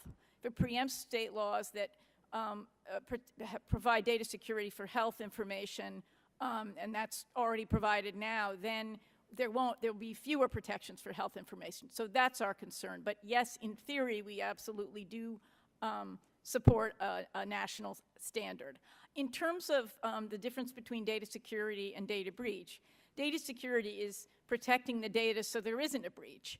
And in fact, the FTC's focus has been chiefly on that, not as much breach notification, in part because we don't have breach notification authority except in a narrow area. So data security is very, very important, and that's why right at the outset I thank the committee, the subcommittee, for including data security and not just data breach notification, which is, after the breach happens, you tell consumers, but the horse is already out of the barn. Can you explain, in your prepared testimony, you talked about it's critical that companies implement reasonable security measures in order to prevent data breaches. Can you elaborate? I was just Googling to try to find out what under FTC reasonable security measures mean. And I know that is a broad question, but yet can you please share with us what reasonable security measures mean to the FTC, because that is actually how you determine which cases to take or not take. Is that not really the crux of the issue? Yes. So in reasonableness, we are referring to a bunch of factors which we've laid out again and again. The sensitivity and volume of information involved. You might want to have stronger security if you're talking about, social security numbers than simply what, size dress a person wears. The size and complexity of the data operations. A small company won't need to put as many protections in place if they have smaller data operations. And the cost of available tools to secure data and protect against known vulnerabilities. If there's not available tools out there that a company can learn about and use, it would not be, even if it could cause harm to consumers, it would not be reasonable to expect them to have known that. Now, those are factors to look at, but we also really emphasize a process-based approach, because if you undertake a responsible process, you should be able to get to the outcome of reasonable security. And also, process-based approach is tech neutral. So put somebody in charge. I was talking about this a bit earlier. Make somebody responsible. Somebody should be lying awake at night worrying about this. Do a risk assessment. Put procedures in place to address those risks, focusing on such areas as training. Oversee your service provider. Periodically do evaluations and updates of your program. If you do those procedural things and read all the information out there that provides guidance on what is reasonable security, you should be able to get to the reasonable security outcome. Thank you very much, and I look forward to also learning in the future, Mr. Chairman, how the FTC, we are all focused on preventing the breach, enforcing if there has not been adequate security. I would love to know more about what we're doing to go after the hackers, and whether we never hear that we ever catch the hackers. Thank you, and I yield back. Chair thanks the gentlelady for that observation. Chair recognizes the ranking member of the full committee, Mr. Pallone. 5 minutes for questions, please. Thank you, Mr. Chairman. I wanted to ask Mr. Johnson these questions. I have a lot, so I'm going to try to go through it quickly, if you could answer quickly. If this bill were to pass, sections 201, 202, and 222 of the Communications Act and all associated regulations, which include broad consumer privacy and data security protections, would no longer be in effect with respect to security of data in electronic form and breach notification. So, Mr. Johnson, can you walk us through some examples of the types of consumer information that could have been required to be protected by Internet service providers under those sections? First start, could Internet browsing history have been protected? Well, I think that section 222, has for 18 years been focused mostly on voice telephone communications. As of last month, the Commission's reclassification of broadband Internet access service expanded 222 to broadband providers, and there are presently no specific rules in place that pertain to the broadband service providers. But I think that underscores the value of having public notice and comment rulemaking procedures to determine what precisely that requires. So would you say that internet browsing history could have been protected? Yes or no? It could be, potentially. All right. How about the unique identifiers for wireless devices? I think by unique identifiers, could you tell me a little bit more?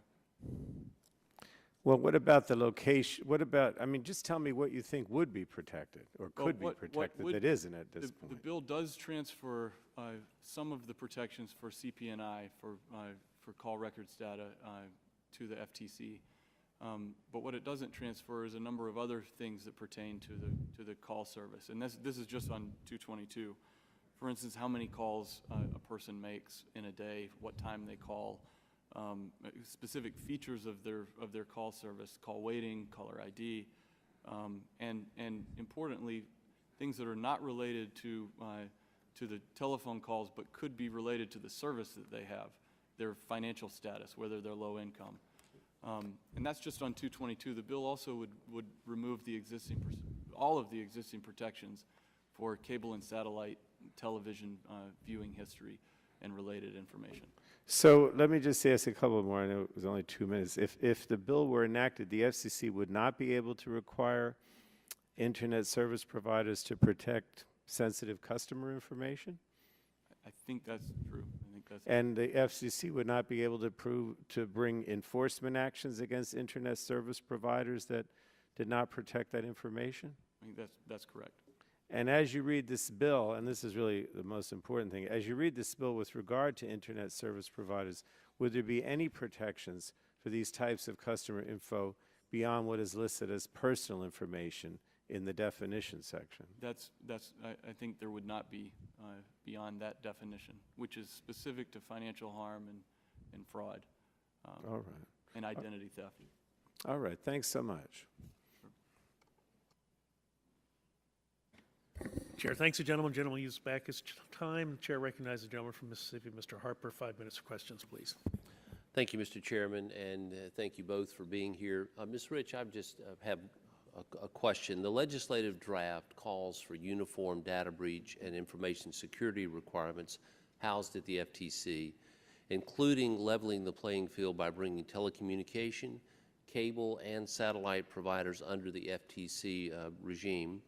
In your opinion, is the FTC the appropriate agency to oversee data security for the internet, how should we say, ecosystem? We have been the lead agency on data security for now over 15 years, and we believe we should continue to provide that leadership, which is why we do want, we appreciated nonprofits being in the bill, and we appreciated carriers in the bill. The bill, even though recognizes that others have a role to play, it allows the states to enforce, even if, as it preempts, it allows the states to enforce, and we would welcome that partnership with the states. And as I mentioned before, we are want to have common carrier authority so we can protect consumers, but we would be, we don't believe we should displace the FCC, or the majority of a commission don't believe we should displace the FCC, so we would like to partner with them too in protecting consumers in the carrier area. Thank you, Ms. Rich, and I yield back the balance of my time. Chair thanks the gentleman. Gentleman yields back. The chair recognizes the gentleman from North Carolina, Mr. Butterfield. 5 minutes for questions, please. Thank you very much, Mr. Chairman. Thank you for holding today's hearing. Thank you to the witnesses for their testimony. This is absolutely an important issue, Mr. Chairman, that many members of this subcommittee are familiar with. Now, we've worked over the past few Congresses precisely on these concerns. As members of this subcommittee know, data breaches are occurring in alarming numbers all across the country. Just in North Carolina, our Attorney General estimates that about 6.2 million North Carolinians have been affected by data breaches since 2005, that is over the last 10 years. So I'm glad we are addressing this issue today. Our good friend and chairman of the subcommittee, Mr. Rush, a former chairman of the subcommittee, Mr. Rush, introduced a bipartisan bill entitled the Data Accountability and Trust Act. And during my time as ranking member of this subcommittee, I worked very closely with then Chairwoman Bono, who I think I see here today, on the Secure and Fortified Electronic Data Act. There's plenty of precedent for finding bipartisan solutions on this subject. There are some issues with the discussion draft before us today, and I encourage the majority to work with us so we can finally produce meaningful legislation that will give consumers the protections that they deserve, and businesses they certainly need to grow and thrive. Let me just address one or two questions to the witnesses. I may not take up the full 5 minutes, but I want to discuss the APA rulemaking authority for just a moment. One important thing about that authority is that it allows an agency such as yours, any agency with that authority, to implement a law over time.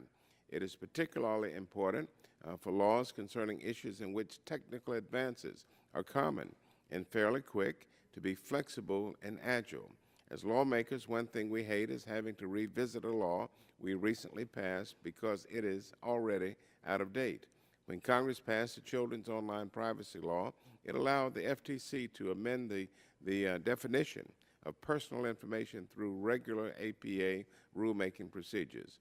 Mr. Johnson, can you explain how the FCC has been able to ensure that Section 222 of the Act has stayed relevant at all times? How has Section 222 been updated to deal with problems over time, such as most recently when carriers were pre-installing software on devices that had security flaws? Yes, sir, and I've already committed to providing a detailed timeline of the FCC's history with 222, but I think that's your question gets right to the heart of the value of having the flexibility and the agility to adapt a statute to the changing technological landscape, and also the changing public expectations and congressional expectations. So since Section 222 was enacted in 1996, entitled Privacy of Consumer Information, there have been a number of shifts, obviously technologically, but also with regard to congressional expectation. The first was in 1999 when, as part of the Wireless Communications Public Safety Act, the Commission added location information into the protected information under Section 222. And that's because 911 location accuracy is crucial. There was just tragically a woman in Georgia who made a 911 call on the border of a county line, and neither of the two call centers knew where she was, and it cost her life. And this is something that we're trying to improve, and now under a new rule that was enacted was the Commission voted on earlier this year. Hopefully soon, the location accuracy will include being able to pinpoint where a person is, which room in a multi-story building they're in, if they need help. But there are obviously incredibly specific privacy concerns that come with that type of location information. Absolutely. So that's the type of thing that was added in 1999, and it's been improved over time, and including the one that you mentioned with regard to information collected on mobile devices in 2013. Right. All right. Let me go to Ms. Rich. Ms. Rich, your testimony called for FTC to be granted APA rulemaking authority to carry out the draft bill. Can you give us an example beyond COPPA where such limited authority has allowed the FTC to deal with problems over time? And finally, are there any instances where not having APA rulemaking authority inhibited the Commission's ability to effectively deal with problems? The chief reason we want rulemaking authority in this area is, as you note, to allow us to adapt the consumer protections to make sure consumers are effectively protected even as technology changes. So the ranking member mentioned geolocation as one type of information that we wouldn't have thought to protect just not too many years ago. But another example is we now know that facial recognition the information that is collected through facial recognition is very sensitive, and we wouldn't have thought of that. It was only recently that it was recognized that Social Security number alone could be used to perpetrate identity theft, particularly in the case of children who don't have rich credit histories, and so it's very easy to take the Social Security number and pass it off as somebody else's. So those are some examples of information we wouldn't have even known to protect a few years ago. And yes, we have a number of instances where we've used our rulemaking to not just adapt to change, but to respond when there were needless burdens on businesses in a law. We did that in CAN-SPAM. We used our rulemaking there. So there are a lot of examples. Thank you very much, and thank you, Mr. Chairman, for not calling time prematurely on the witness. Thank you. Chair thanks the gentleman. Chair recognizes the gentleman from Oklahoma, Mr. Mullen. 5 minutes for questions, please. Thank you, Mr. Chairman. Mr. Johnson, I'd like to spend most of my time, if not all my time, visiting with you. Do you believe that a breach of information involving the number of someone's calls could maybe lead to theft or financial fraud? You mentioned about the cell phones a while ago. Do you see this could maybe cause a bigger problem down the road? Let me make sure I understand your question. Could a breach of call data Of information, the breach of information involving the number of someone's call, could this lead to a bigger problem?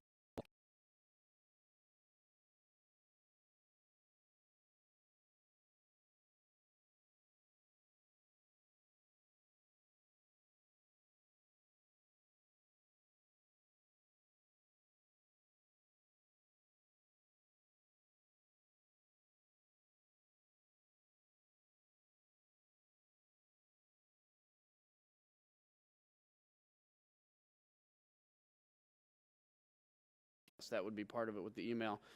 Could you please expand on which elements that exist in the state law that would be most important for us to consider within a federal statute, and would you include email and passwords in that? I believe passwords are already in there in various capacities, but yes, the most important elements would be health, geolocation, and email and communications. And device security, and as I mentioned earlier, we believe we've seen evidence that passport, driver's license, and other government-issued numbers could be used like Social Security number to perpetrate identity theft. So that's my list. And then let me ask, so let's talk a little more about email address and password. Could an email address and password combination, could that lead to economic harm? And how could you see that happen? Is it more than just somebody has access to your email? Could that lead to bigger economic harm if that's stolen? I can't spin out all the hypotheticals, but email address and password can get you into somebody's account, allow you to read their emails, allow you to communicate with perhaps accounts they've already set up with some sort of automated, I know when I interact with accounts, I've often set it up. I know this is not a great practice, security practice, so that I can pretty quickly get on, it remembers me. So I think there's probably a lot of scenarios we can spin out with email and password. Okay. And do you have any ideas as to how do we reach that right balance of, finding out what can be breached and as a problem, and also understand that we don't want to create legislation that's entirely too burdensome to people? I think that the current draft already covers a nice broad class of information, and we are very complimentary of the current draft. These were just a few additional items that we believe could cause consumer harm if they are intercepted by somebody else. And it's not an endless list. These are a few things we believe should be added. Okay, great. And I'll yield back 1 minute and 40 seconds, Mr. Chairman. Thank you. Chair thanks the gentleman. Gentleman yields back. Seeing there are no further members wishing to ask questions, I do want to thank both of you for your forbearance today. It's been very informative. Thank you for participating in today's hearing. This will conclude our first panel, and we will take a no more than 2-minute recess to allow the staff to set up for the second panel. Thank you, and this panel is dismissed.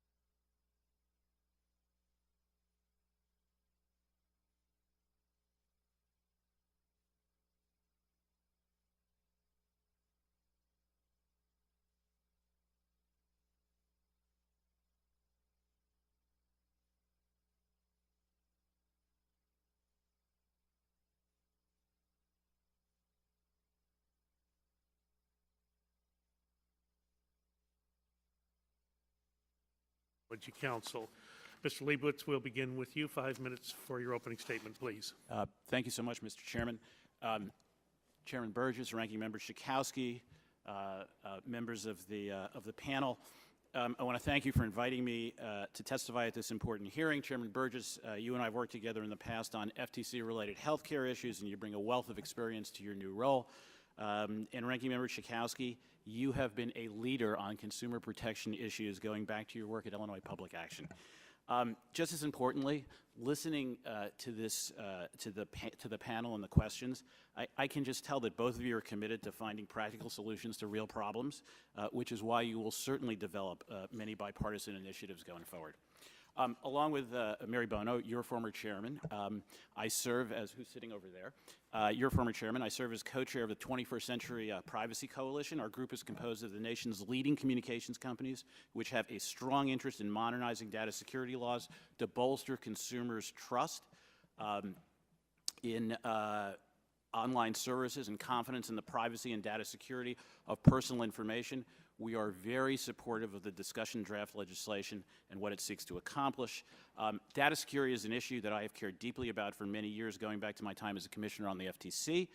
In fact, on behalf of the FTC, I testified before this subcommittee on this issue back in 2006. In testimony then, and it was testimony for a unanimous Federal Trade Commission, we urged Congress to, quote, enact strong data security legislation that requires all businesses to safeguard sensitive personal information and gives notice to consumers if there's a breach. And since then, as you know, the need for legislation has only grown dramatically. You know all the statistics.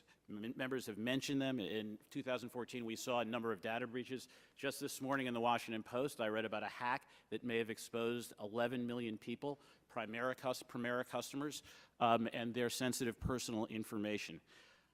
And when these breaches happen, they typically expose sensitive information. That's what all of the members had said in the first panel, how important that information is to consumers.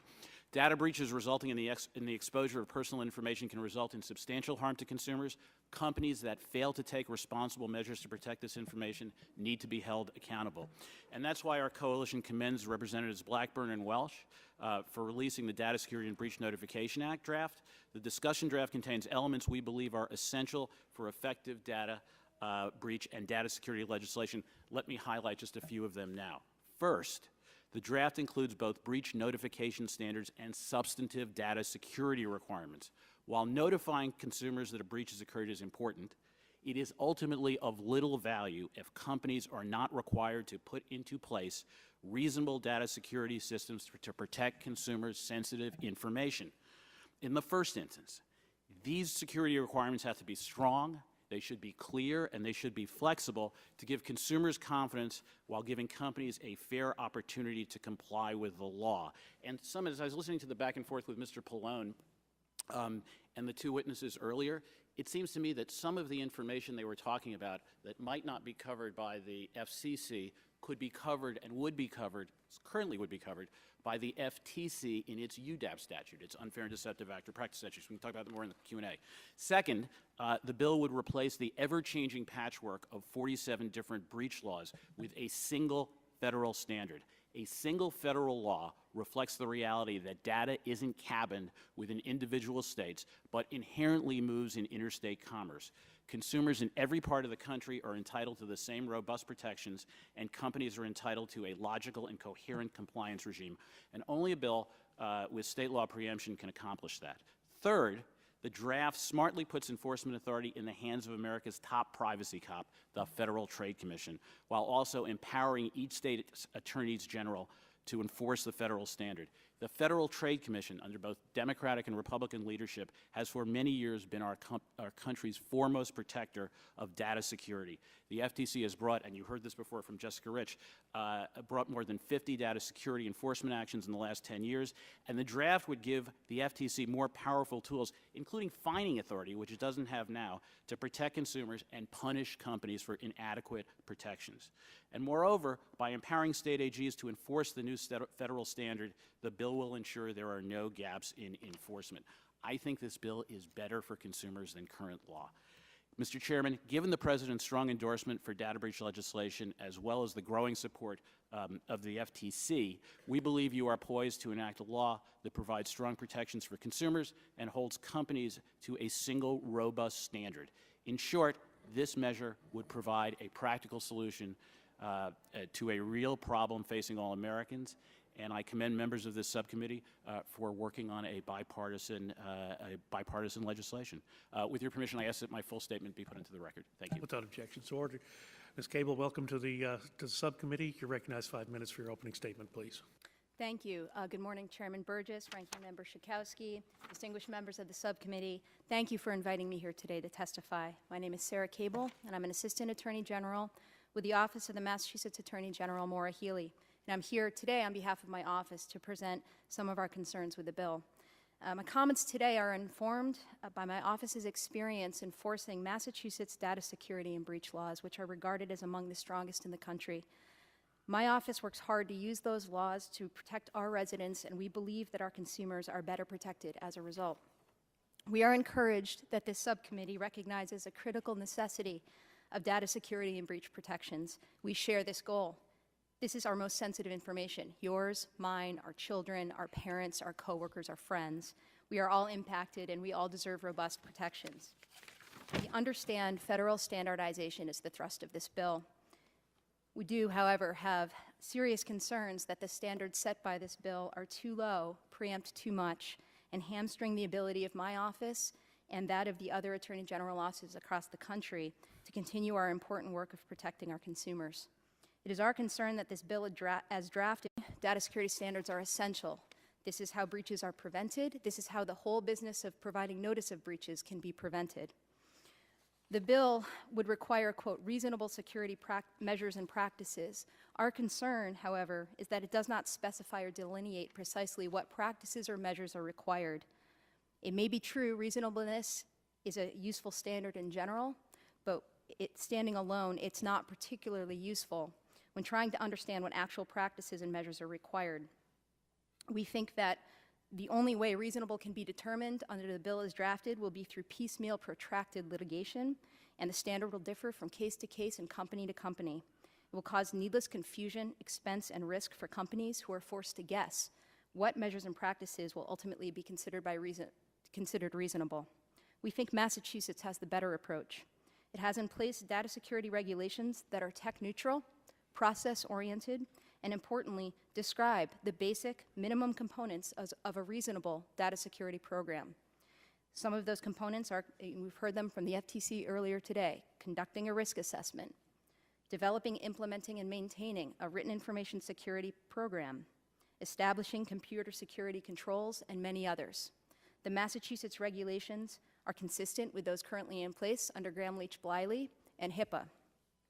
We believe that they provide stronger protections to our consumers. Our view is that the bill as drafted would erase these strong protections and we believe would ultimately be harmful to consumers. My second point concerns the scope of the bill's preemption, and put simply, we think it's too broad. It would restrict my office's ability to enforce our own consumer protection laws. It would prevent innovative states from legislating in this field in response to purely local concerns, for example, a breach involving a Massachusetts company and Massachusetts residents only. Under my interpretation, I think the bill might even go further, and it might possibly restrict states from enforcing, for example, criminal laws relating to the unauthorized access of electronic communications. It might possibly also preempt a state's ability to enforce the security obligations under HIPAA, an enforcement power given to the states under the HITECH Act. These laws and others relate to the issue of unauthorized access to data in electronic form, and under the current language of the bill, we believe that our state's ability to enforce those laws would be preempted. Finally, the bill hamstrings my office's ability to protect Massachusetts consumers. Currently, under Mass law, we get notice of any breach involving one or more Massachusetts residents. From January 2008 through July 31st, 2014, Massachusetts has received notice of over 8,600 breaches, impacting over 5 million Massachusetts consumers. That's in Massachusetts alone. Under this bill, we would receive none of those notices. We believe this is a critical omission in the bill. It restricts our ability to enforce the requirements of the bill, and we believe ultimately it will make our job of protecting our consumers a lot more difficult. And with that, I thank the committee for their subcommittee for their efforts and for inviting me today. Thank you very much. Chair, thanks, the gentlelady. Mr. Duncan, welcome to the subcommittee. You're recognized 5 minutes for the purpose of an opening statement. Thank you, Dr. Burgess, Ranking Member Schakowsky, members of the committee for inviting us here today, and particularly Congressman Blackburn and Welch for their efforts to produce this draft legislation. Thank you, too, for the courtesy and consideration you and your staffs have shown to us and our members over the past many months. The result of those discussions, and undoubtedly many more, is a working draft that is significantly better than legislation introduced in prior Congresses. We look forward to continue working with you to help turn the draft into a legislative product that will provide increased security and protection for consumers, ameliorate burdens on business, and establish meaningful and reasonable standards for all. I would like to set out 3 or 4 principles that have guided our work. Number 1, breaches affect everyone. Every entity that has a significant breach of sensitive data should have an obligation to make that fact publicly known. Public notice serves 2 goals. First, it provides consumers with information they might be able to use to better protect themselves from identity theft. Second, the fear of public notice strongly incentivizes companies to improve their security. Both goals are important. Enacting legislation that exempts some entities from public notice or that perpetuates notice holes that would allow companies to hide breaches undermines both. 2, if one is a mid-sized regional company or an e-commerce startup struggling with the consequences of a breach, the existing morass of inconsistent laws are little more than traps for the unwary. We need federal preemption that works. 3, if we're going to preempt the state laws, we owe it to the states and to their citizens not to adopt a weak law. We should seek legislation that reflects a strong consensus of the state laws and carefully strengthen them where doing so supports the other 2 principles.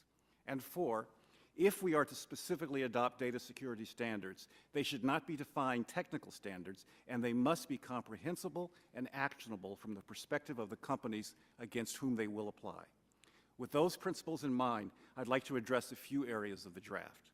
1, there is no good reason why a breach law should apply a high standard for reporting against some companies, such as retailers, restaurants, dry cleaners, and other small businesses, while requiring little or no notice from some of the biggest firms in America holding the same sensitive data, be they cloud services like Apple or payment processors like Heartland, when they suffer a breach.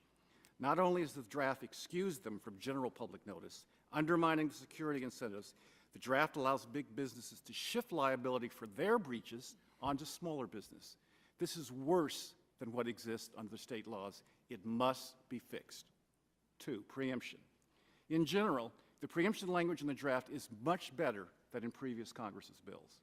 If the notice holes are filled, it could replace the conflicting welter of state requirements with a single strong law.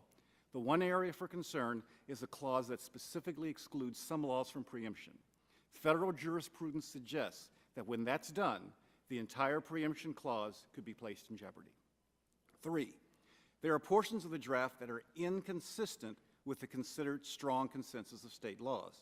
For example, we know of no state law that expressly exempts communication service providers and that would allow them, even when they know they have a serious breach, to get away with providing no notice to anyone at all. That's a notice hole you could drive a truck through. Finally, as to data security, when the FTC applies generalized standards to businesses, such as unfairness or deception, as should be proposed here, reasonable security standards, they are enforced under Section 5 of the FTC Act, which calls for a cease and desist order before penalties can be imposed. The law allows businesses to understand what is intended by the vague standards before they are made subject to massive penalties. While going directly to damages might be appropriate for an objective on-off requirement like giving notice within 30 days, it does not make sense when the legal requirement is simply to do something reasonable or not to be unfair. That is the way the Commission has worked very effectively for over 100 years.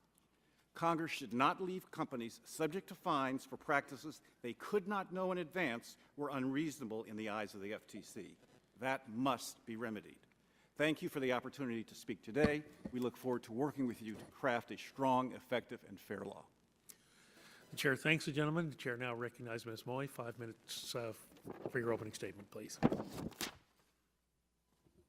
Thank you. Good morning, Dr. Burgess, Ranking Member Schakowsky, distinguished members of the subcommittee.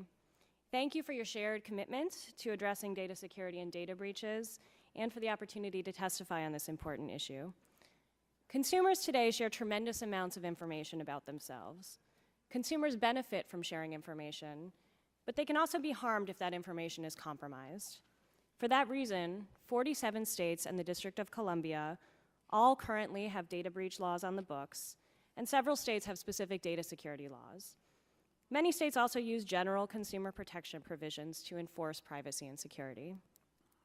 To preserve strong state standards and the ability to adapt protections to the needs of their own residents, a federal law should set a floor for disparate state laws and not a ceiling.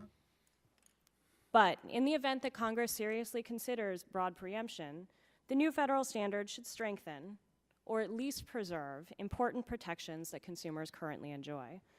This bill, however, would weaken consumer protections in a number of key ways. These concerns must be addressed, and if they are not addressed, it would be better for privacy to pass no bill than to pass this bill as currently drafted. I will highlight 5 particular concerns. First, the bill's definition of personal information is too narrow. The bill threatens to weaken existing protections by eliminating state laws covering information that falls outside of its narrow terms. For example, health information, as others have mentioned, falls outside this bill's definition of personal information. As a result, passing this bill would mean eliminating breach notification coverage of that information in Florida, Texas, and 7 other states. Second, this bill would condition breach notification on a narrow financial harm trigger. Data breaches may lead to a number of serious harms beyond merely those that are financial in nature. One reason why 7 states in the District of Columbia have no harm trigger at all, and why triggers in another 26 states are not specifically financial in nature. Third, the bill's general reasonableness security standard would replace the more specific security standards set forth in many state laws and the FCC's rules implementing the Communications Act. Some states have specific data security standards in place, and the FCC's CP&I rules require carriers to train personnel on CP&I, have an express disciplinary process in place for abuses, and certify on an annual basis that they're in compliance with the rules. This bill threatens to eliminate these carefully designed security requirements, replacing them with a general reasonableness standard. Fourth, this bill would supersede important provisions of the Communications Act that protect telecommunications, cable, and satellite customers. Consumers rely on the Communications Act and the FCC's implementation of it to protect the very sensitive information that they cannot avoid sharing with the gatekeepers of communications networks. But this bill threatens to replace those protections with weaker standards. In addition, this bill would eliminate protections for the viewing histories of cable and satellite subscribers that fall outside the bill's definition of personal information.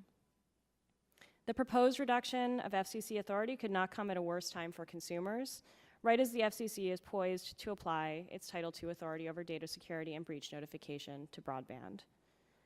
The bill strives to eliminate FCC authority only insofar as it relates to information security or breach notification, while preserving the FCC's authority to set privacy controls. But privacy rules that give consumers the right to control their information are of greatly diminished value when there are no security standards to protect against unauthorized access. Fifth, the bill could eliminate a wide range of existing consumer protections that may be used to enforce both privacy and data security.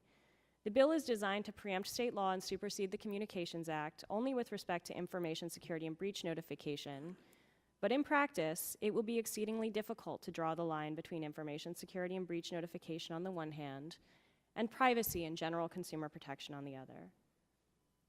We're not unequivocally opposed to the idea of federal data security and breach notification legislation, but any such legislation must strike a careful balance between preempting existing laws and providing consumers with new protections. The Draft Data Security and Breach Notification Act of 2015 falls short of that balance, but we at the Open Technology Institute do appreciate your commitment to addressing these issues, and we hope to work with you to strengthen the bill and strike a better balance as it moves forward. Thank you, and I look forward to your questions. Thank you for your testimony, Ms. Weinman. Thank you for welcome to the subcommittee. You're now recognized for 5 minutes for purpose of an opening statement. Thank you. Chairman Burgess, Ranking Member Schakowsky, and members of the subcommittee, thank you for the opportunity to testify today. My name is Yael Weinman, and I am the Vice President for Global Privacy Policy and the General Counsel at the Information Technology Industry Council, known as ITI. Prior to joining ITI in 2013, I spent more than 10 years as an attorney at the Federal Trade Commission, most recently as an attorney advisor to Commissioner Julie Brill. The 60 technology companies that ITI represents are leaders and innovators in the information and communications technology sector. These are companies that are committed to the security of their customers' information.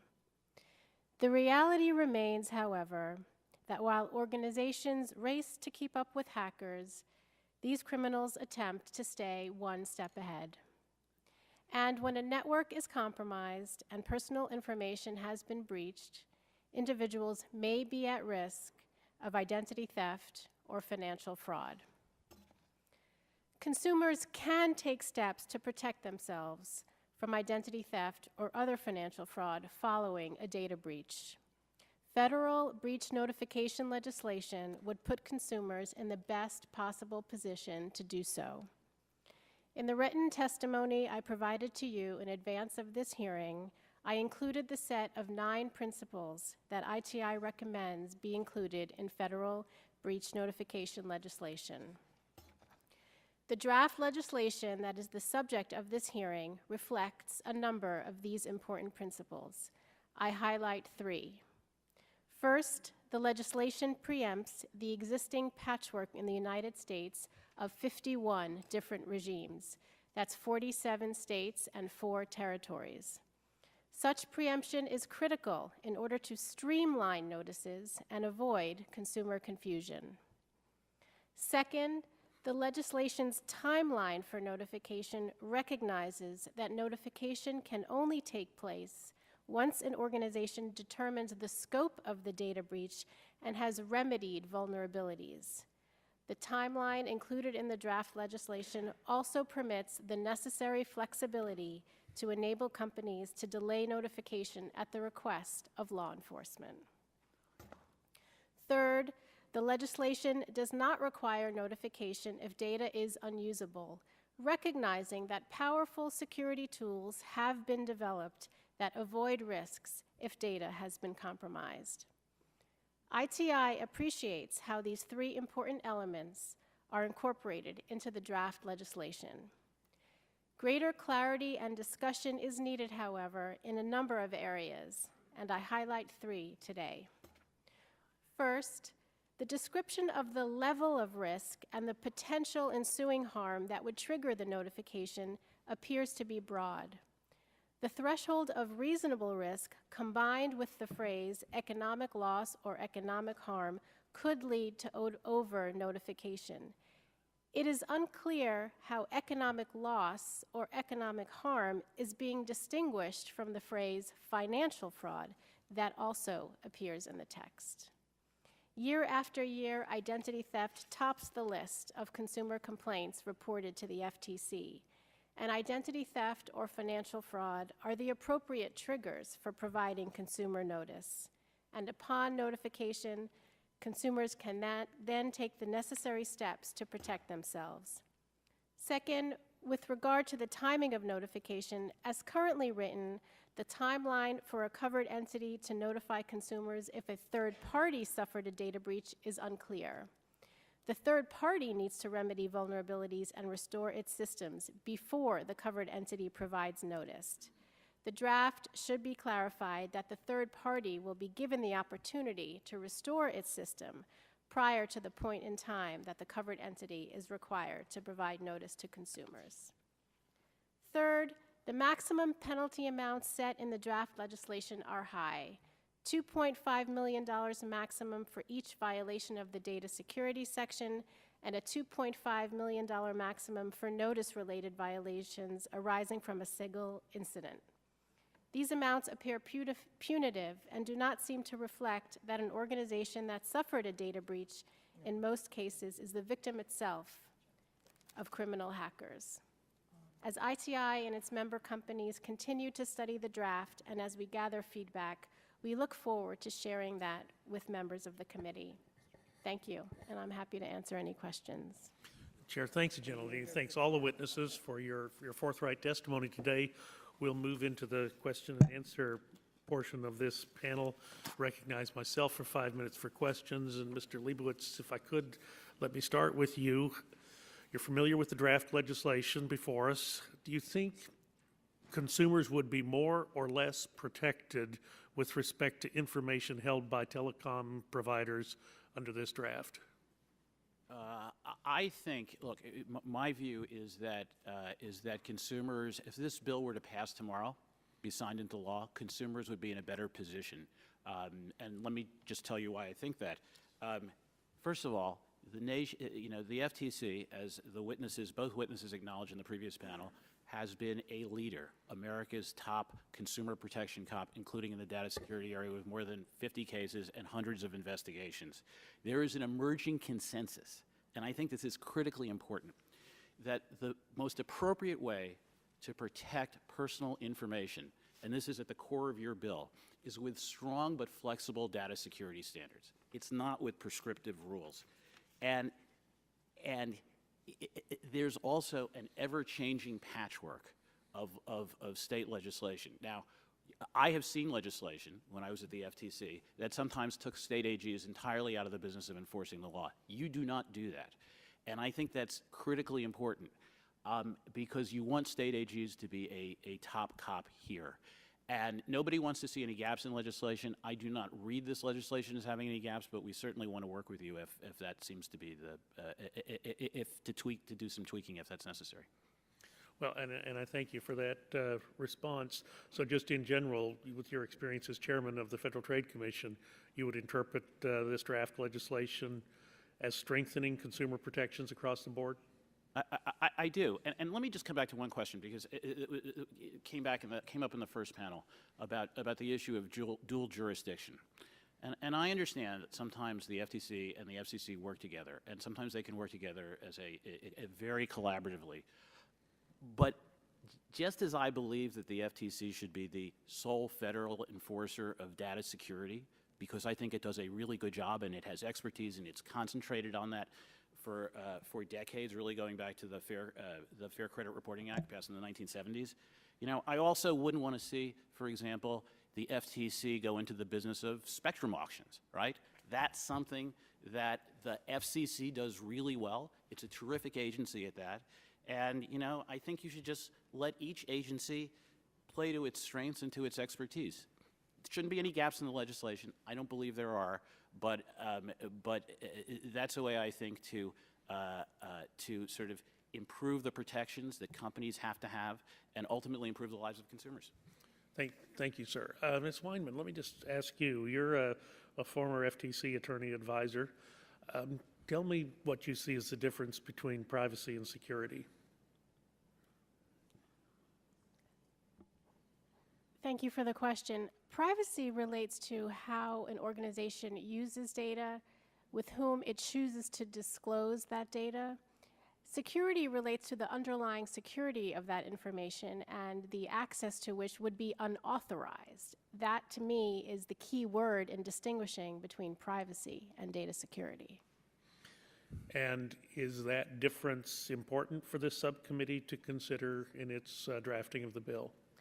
Absolutely. I think that in some ways, privacy and data security are often conflated, but I think with respect to this bill, you do a good job of separating out the two and focusing on data security. So I think it's something to keep in mind because there is often conflation, but I think it's important to keep those two concepts distinguished, and I think this bill does a good job of that. Mr. Leibowitz, let me come back to you just on that issue of privacy and security, data security requirements. Do you feel the bill is doing an adequate job in that regard? I do, Mr. Chairman, and you know, you can look at them as sort of Venn diagrams with a slight overlap. You can look at them as along the lines of a continuum, but I think you can. I think you can separate them. I think you do a very good cut in your discussion draft, and you concentrate on what Mr. Welch said, and Mr. Cadenas and others had said is the most, and Ms. Brooks said, is the most important information here. It's the personally identifiable information. It's what the hackers really care about, right? And that's what you need to have the highest level of protection for, data security, and you need to give notification to consumers.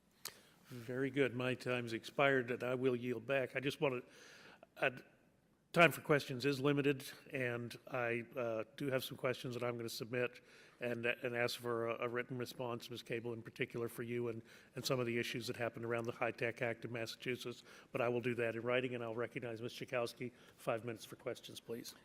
Because he has a bill on the floor, I'm going to yield right now, out of order, Mr. Kennedy for questions.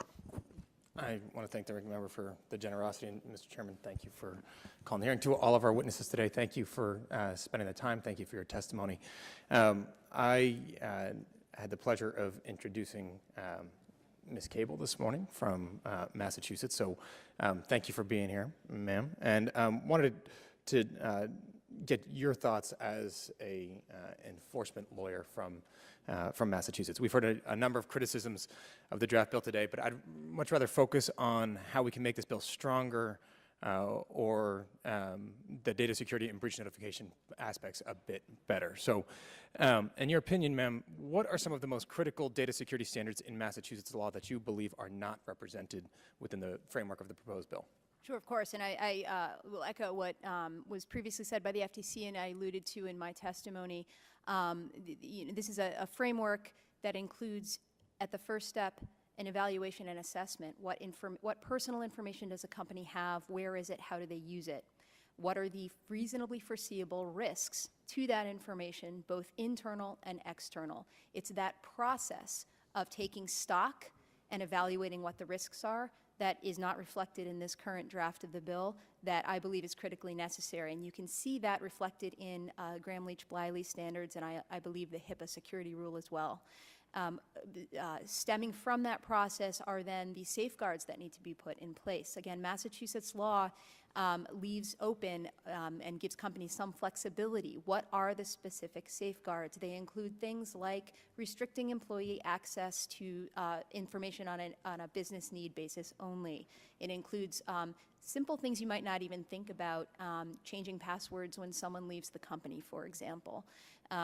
There's computer security systems need to be paid careful attention to because of the volume of data they can store and the many points of access to that data. So perimeter security such as firewalls, antivirus protection, software patches. The Massachusetts data security regulations are technology neutral. They leave open and they contemplate changes in technology and improvement in procedures, but they establish a minimum concept of protecting your computer security network. There are many more, but I think it's a process-oriented. It requires a company to take an introspective look at itself and its information, and it's an iterative, evolving process, and I think that's what's important about it. So given that, Ms. Cable, do you think that should be, or that framework should be a national benchmark, or what additional requirements do you think you could suggest to further enhance the protection of consumers' data? Well, I think it was suggested in the first panel into the concept of FTC rulemaking authority, and I think that's something that that our office would support a closer look at.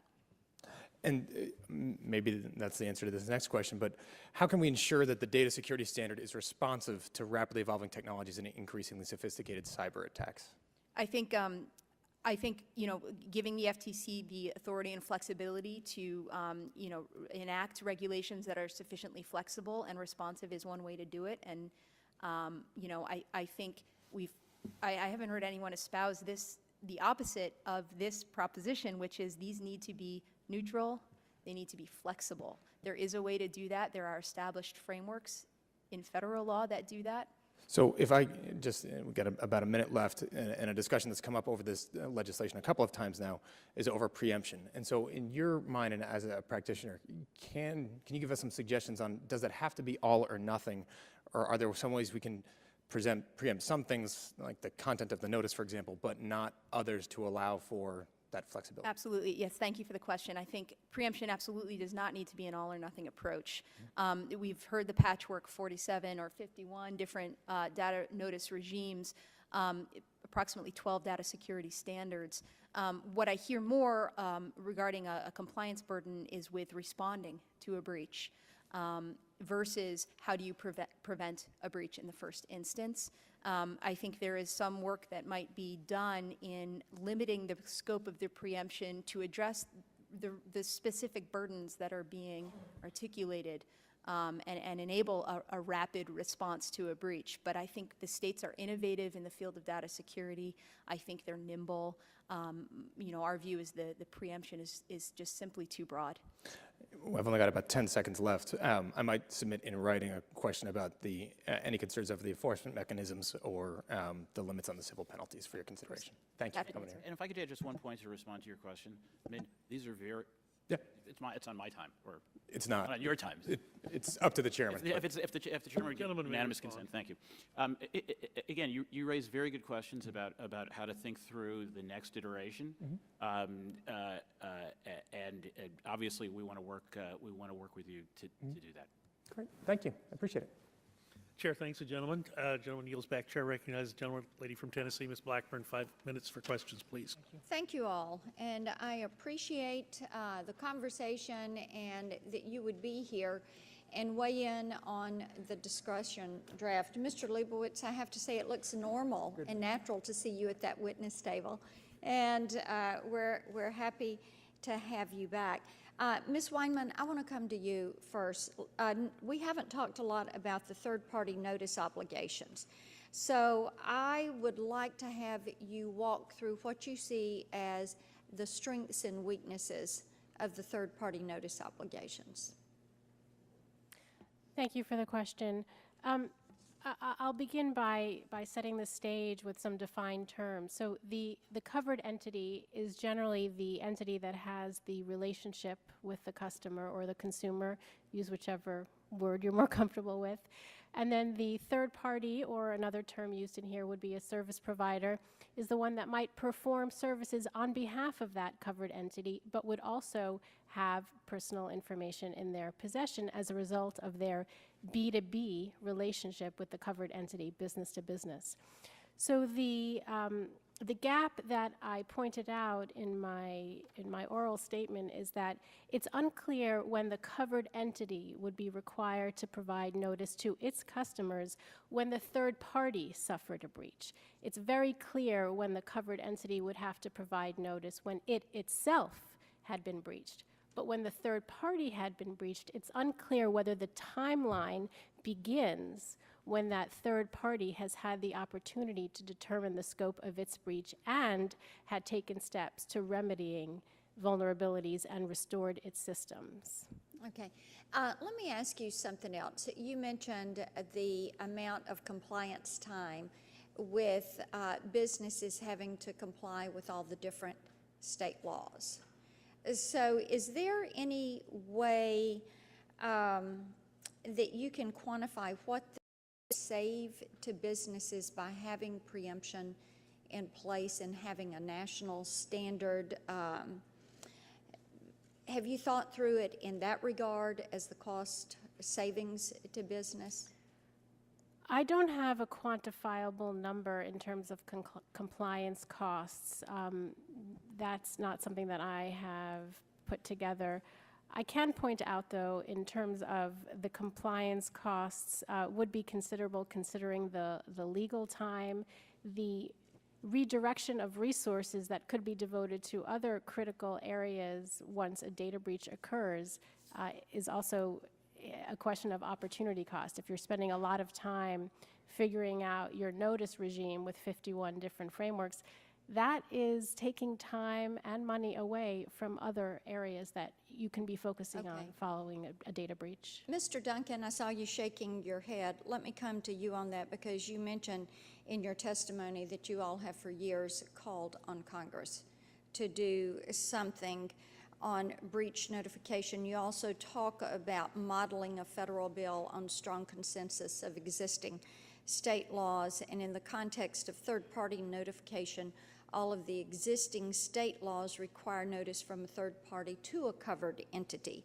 after a breach. So I want you to talk to me about two things. I want you to reconcile your support for a national standard based on the state laws with your issues regarding the structure of the state laws for the third party. And then also I want you to talk a little bit about cost and the preemption and what it would do to, what it would save consumers and businesses in the process. Thank you, Congressman Blackburn. There are those are three very good questions. In terms of the states, virtually all of the states do have an arrangement by which third parties would report directly to the entity for whom they were providing, say, a service. And that would be the general rule.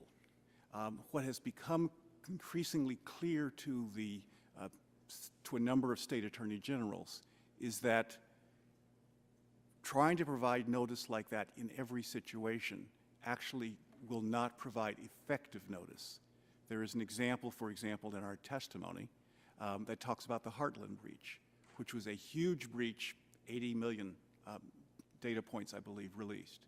And in that case, Heartland did the right thing. It didn't follow the state laws. In fact, it went beyond them and provided the notice itself directly.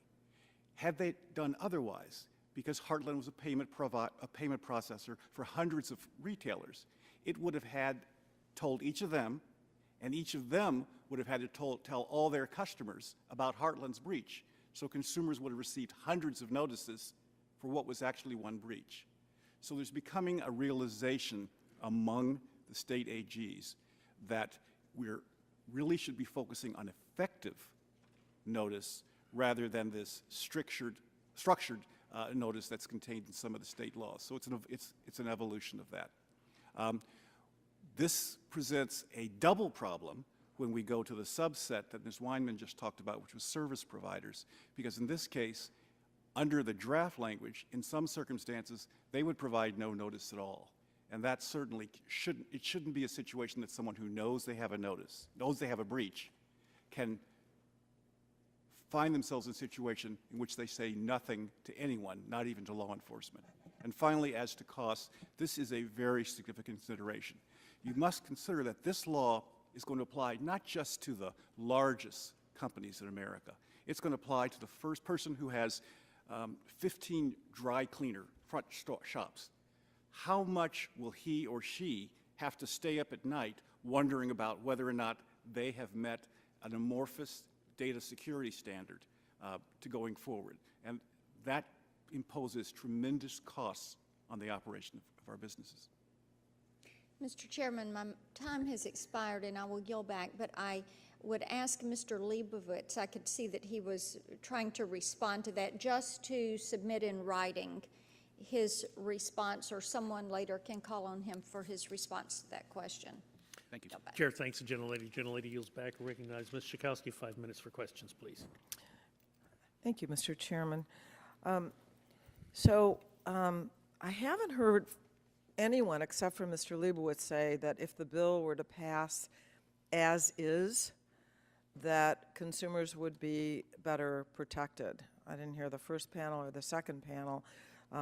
It seemed to me that lots of people, everyone, had suggestions of how the bill could be made better. If I'm wrong, would you tell me that? Okay. So and Mr. Leibowitz also said he's happy to work with us. So I think we have some work to do. I wanted to ask a question about personal information. It's come up several times. So when let me ask Ms. Cable, in terms of personal information, what does your law include? And I want to ask Ms. Moy kind of a more global, other states as well. But go ahead, Ms. Cable. Thank you. Thank you for the question. For Massachusetts, the definition of personal information is actually narrower than what is being considered in this bill. It includes name, first name and last name, or first initial and last name, plus one of the following components: Social Security number, driver's license number, or other government-issued ID number, and that's state government-issued ID number, or a financial account number with or without the security code required to access the account. So many of us, I think that the requirement in the bill is too narrow, that it's just financial harm. And I would like to get Ms. Moy, if you could answer, what kind of information do you think is missing now that we're taking this important step of looking toward protecting consumers? What do you think ought to be there? Thank you. Thanks so much for this important question. So as I mentioned in my testimony, there are a number of pieces of information that that are covered by other laws. In particular, health information is covered by a lot of states. But I think we could go back and forth about particular pieces of information that should or should not be included in the definition of personal information here. But the big picture here is really, I mean, the bottom line is that there are broad categories of personal information that are currently covered under a number of state laws and under the provisions of the Communications Let me ask you this then, because I think it would be helpful to outline for us. You noted that this bill does not protect the serious harms that a breach of information could cause. So I'm wondering if you could draw a picture for us of what some of those serious harms could be. Sure. So, for example, you could imagine that if your email address and password were compromised, so that might not be an account identifier and a password that's necessarily financial in nature and would fall within the scope of this bill. But if my personal emails were compromised, I would certainly experience some harm. I'm sure I would experience not only emotional harm, but perhaps harm to relationships, perhaps harm to reputation, and I think that a common sense question here is just if my email address and account password were compromised, would I want to be notified? And absolutely, I think that's just some common sense there. Let me ask you this. Let's say a woman is a victim of domestic violence, but geolocation is not protected. Could she be at risk in some way? Right, thank you. So I think one of the things that I did highlight in my written testimony is that because both of the definition of personal information and the harm trigger that's premised on financial harm, there are categories of information like geolocation information or like information about call records that, if compromised, could result in physical harm. So a domestic violence victim, for example, might be concerned not only about her geolocation information, but perhaps about her call records if she called a hotline for victim assistance or if she called a lawyer. Those are pieces of information that she absolutely would not want to be compromised. In terms of the role of the FTC having some flexibility in defining what personal information would be, what position have you taken? Right. So I think that it is critical that we provide for flexibility in the definition of personal information in one way or another, whether it is through agency rulemaking or through state law. It's really important that we be able to adapt a standard to changing technology and changing threats. So I mentioned in my testimony the growing trend of states including medical information in their definition of personal information. In fact, 2 states just this year have passed bills that will include that information in their breach notification law later this year. And that's not an arbitrary change. The reason that is changing is because there is a growing threat of medical identity theft, and it's really important to build in flexibility to account for those changes. And if I could just follow up on Ms. Moy's points very quickly. in support, I think, of most of them.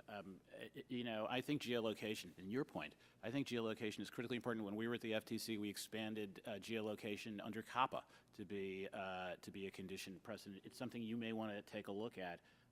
It's also important to note that the Massachusetts law, which is one of the most progressive laws of the states, has a narrower definition of data security. This is a well-intentioned piece of legislation, and reasonably we can disagree about where to draw the line, but it's broader than 38 states that don't have it. And then the other two very quick points I want to make on the ISP point that you mentioned before, Mallory, Mr. Duncan. You know, if a service provider becomes aware of a data security breach, they must notify the company of the breach, and they have an obligation to reasonably identify any company, to try to reasonably identify. And then finally on rulemaking, obviously, I came from the FTC. I came and testified in support of this legislation, or signed testimony. I would just say, and maybe this is overall for the legislation, and this is my belief in it, it always was when I was there, is you just don't want to let the perfect be the enemy of the good here. You want to make sure you move forward for consumers. Reasonable people can disagree about exactly where that is, but getting some things sometimes is better than, you know, not getting everything. The chair thanks the gentleman for his observations. Gentlelady's time has expired. Chair recognizes the gentlelady from Indiana, Ms. Brooks. 5 minutes for questions, please. Thank you, Mr. Chairman. And I want to build on what the gentleman from Massachusetts was saying, is that we have to get this right. But perfect is the enemy of good here. And I'm not familiar with the Massachusetts statute, and obviously with there being so many statutes, the problem is that we in Congress, while we've been talking about it for years and years and years, and I applaud all the work that's been done in Congress in the past, we've got to move something forward here, because terrorist organizations, nation-state organizations are continuing. They're going to always continue to come up with more ways and new ways to hack and get this information. And it's becoming, I think, one of our constituents' greatest security concerns, truly. And we've got to get this right. And I don't believe that having 51 different standards is good. We've got to we've got to move on this and improve. And I think, to my previous question to the director of the FTC, the reasonable security practice, and if we were to adopt, for instance, Massachusetts, how you've set out, and what I would love to see is the state attorney generals work with the committee and the members who have put forth this legislation, and let's get this right. And so if, for instance, if the reasonable security practices that you delineate in Massachusetts, those are flexible, but yet they set out the process, would that satisfy you on the reasonable security piece? Ms. Cable? Yes, thank you for the question, and I agree and appreciate this is a critical issue, and action, there needs to be action, and I really applaud the subcommittee for taking up this issue, because it's complicated and it's difficult. I think, you know, I happen to very much like the Massachusetts data security regulations, but of course I have to say that. Sure. I think they are, however, a good framework, a recognized framework, and something that commercial entities are used to seeing. And I think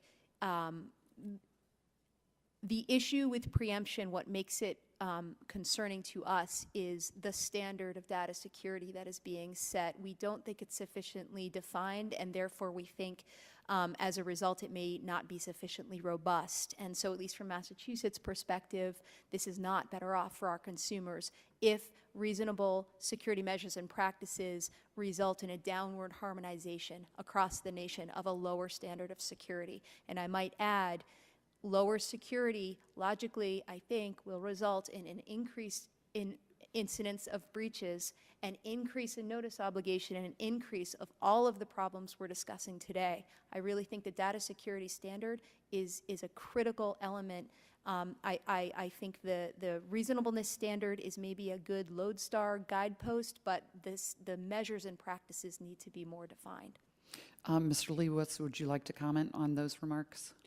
Well, I mean, at 50,000 feet, I agree that you don't want to ratchet down. You want to ratchet up the level of data security. I think the fact that 38 states don't have any data security obligations at all is very telling. And again, as Ms. Cable acknowledged, one of the most progressive pieces of legislation that states have written is the Massachusetts law on the data security side. It has a narrower definition. So I think, again, and going back to Mr. Welch's point and Mr. Cardenas' point, it's like, what do people care about? What do hackers care about? They care about the personal identification and the financial information.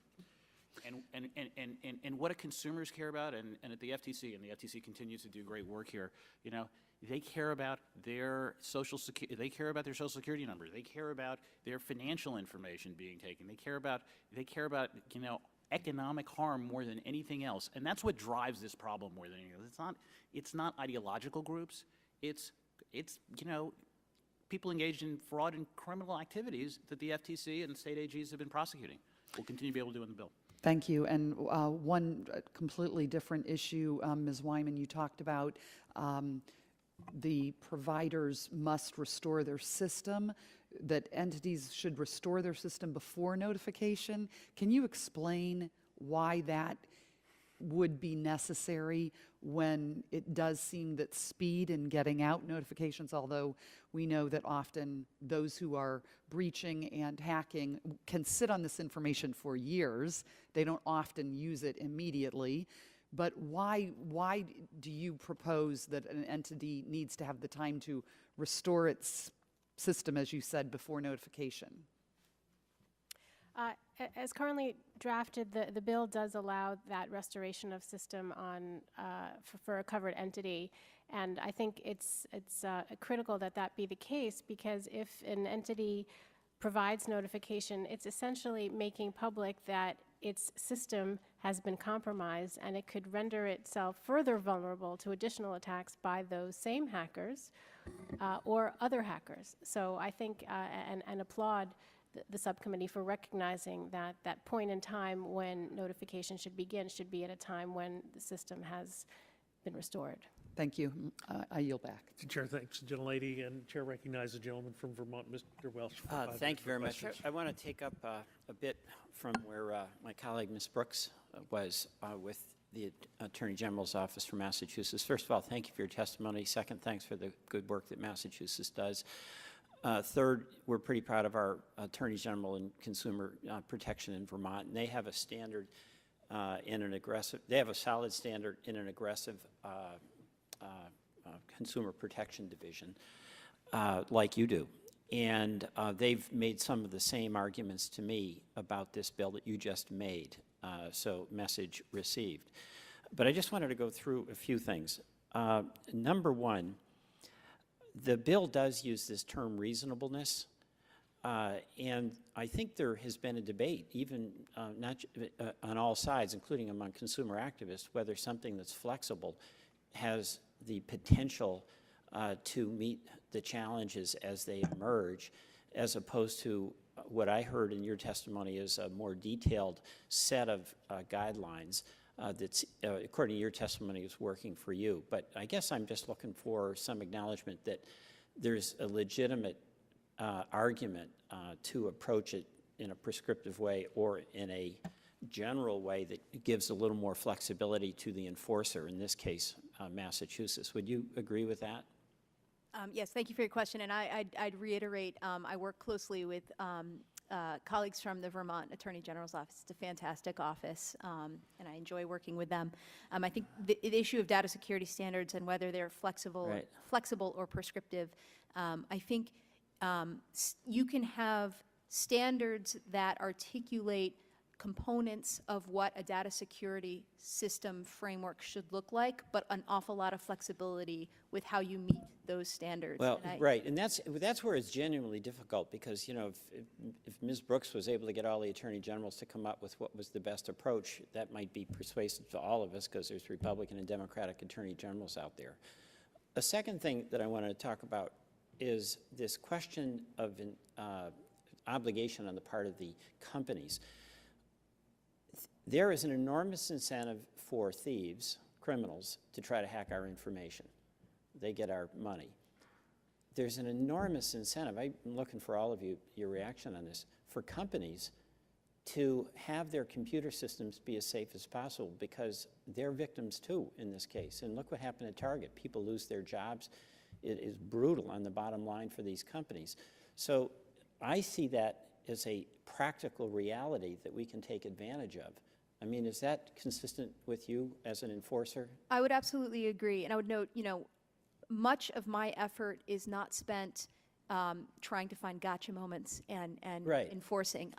We've received notice of over 8,600 breaches, and I think we ran the numbers. We've had 13 actions. But you'd be in agreement. I would, and I would, yeah. most of my time is spent. I don't have much time, so let me get a few more. You've been very helpful. The other thing, Mr. Duncan was talking about effective notice, and this goes back again to kind of practicality.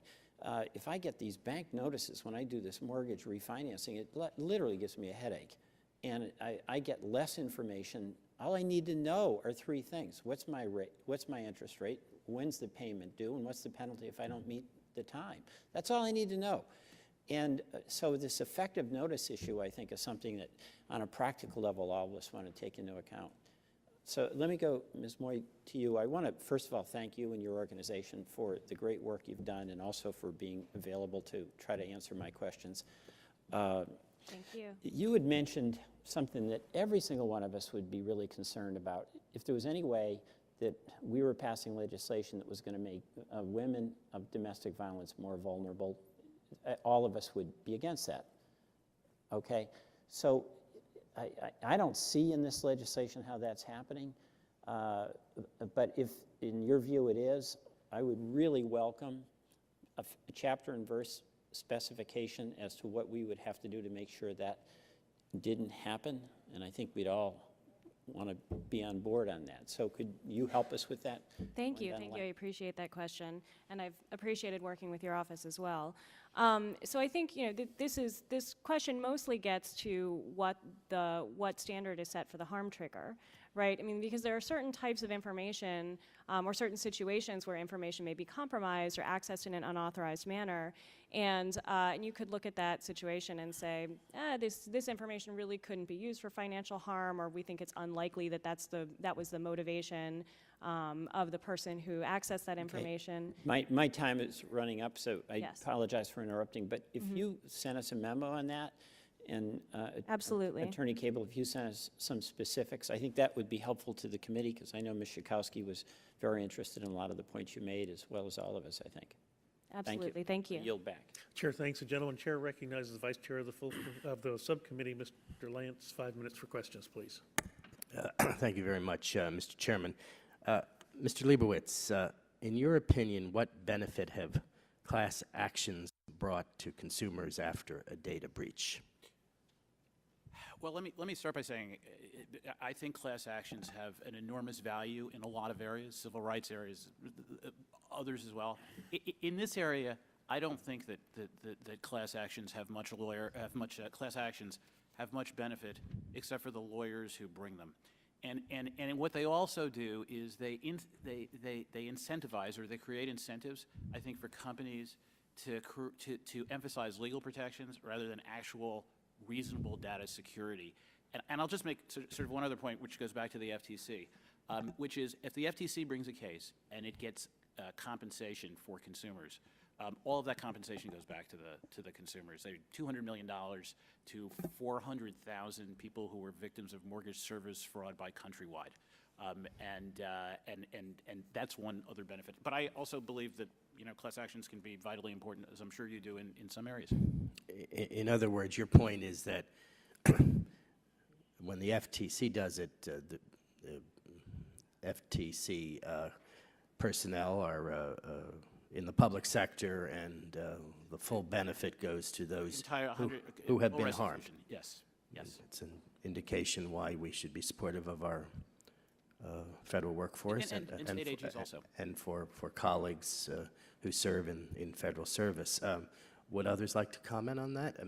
Attorney General Cable? If I may, Certainly. thank you, Congressman. Certainly. I would just note, I agree, consumer restitution is a critical tool that we have in our toolbox under our Consumer Protection Act. We use it, we like to use it. If we can get the money, we distribute it.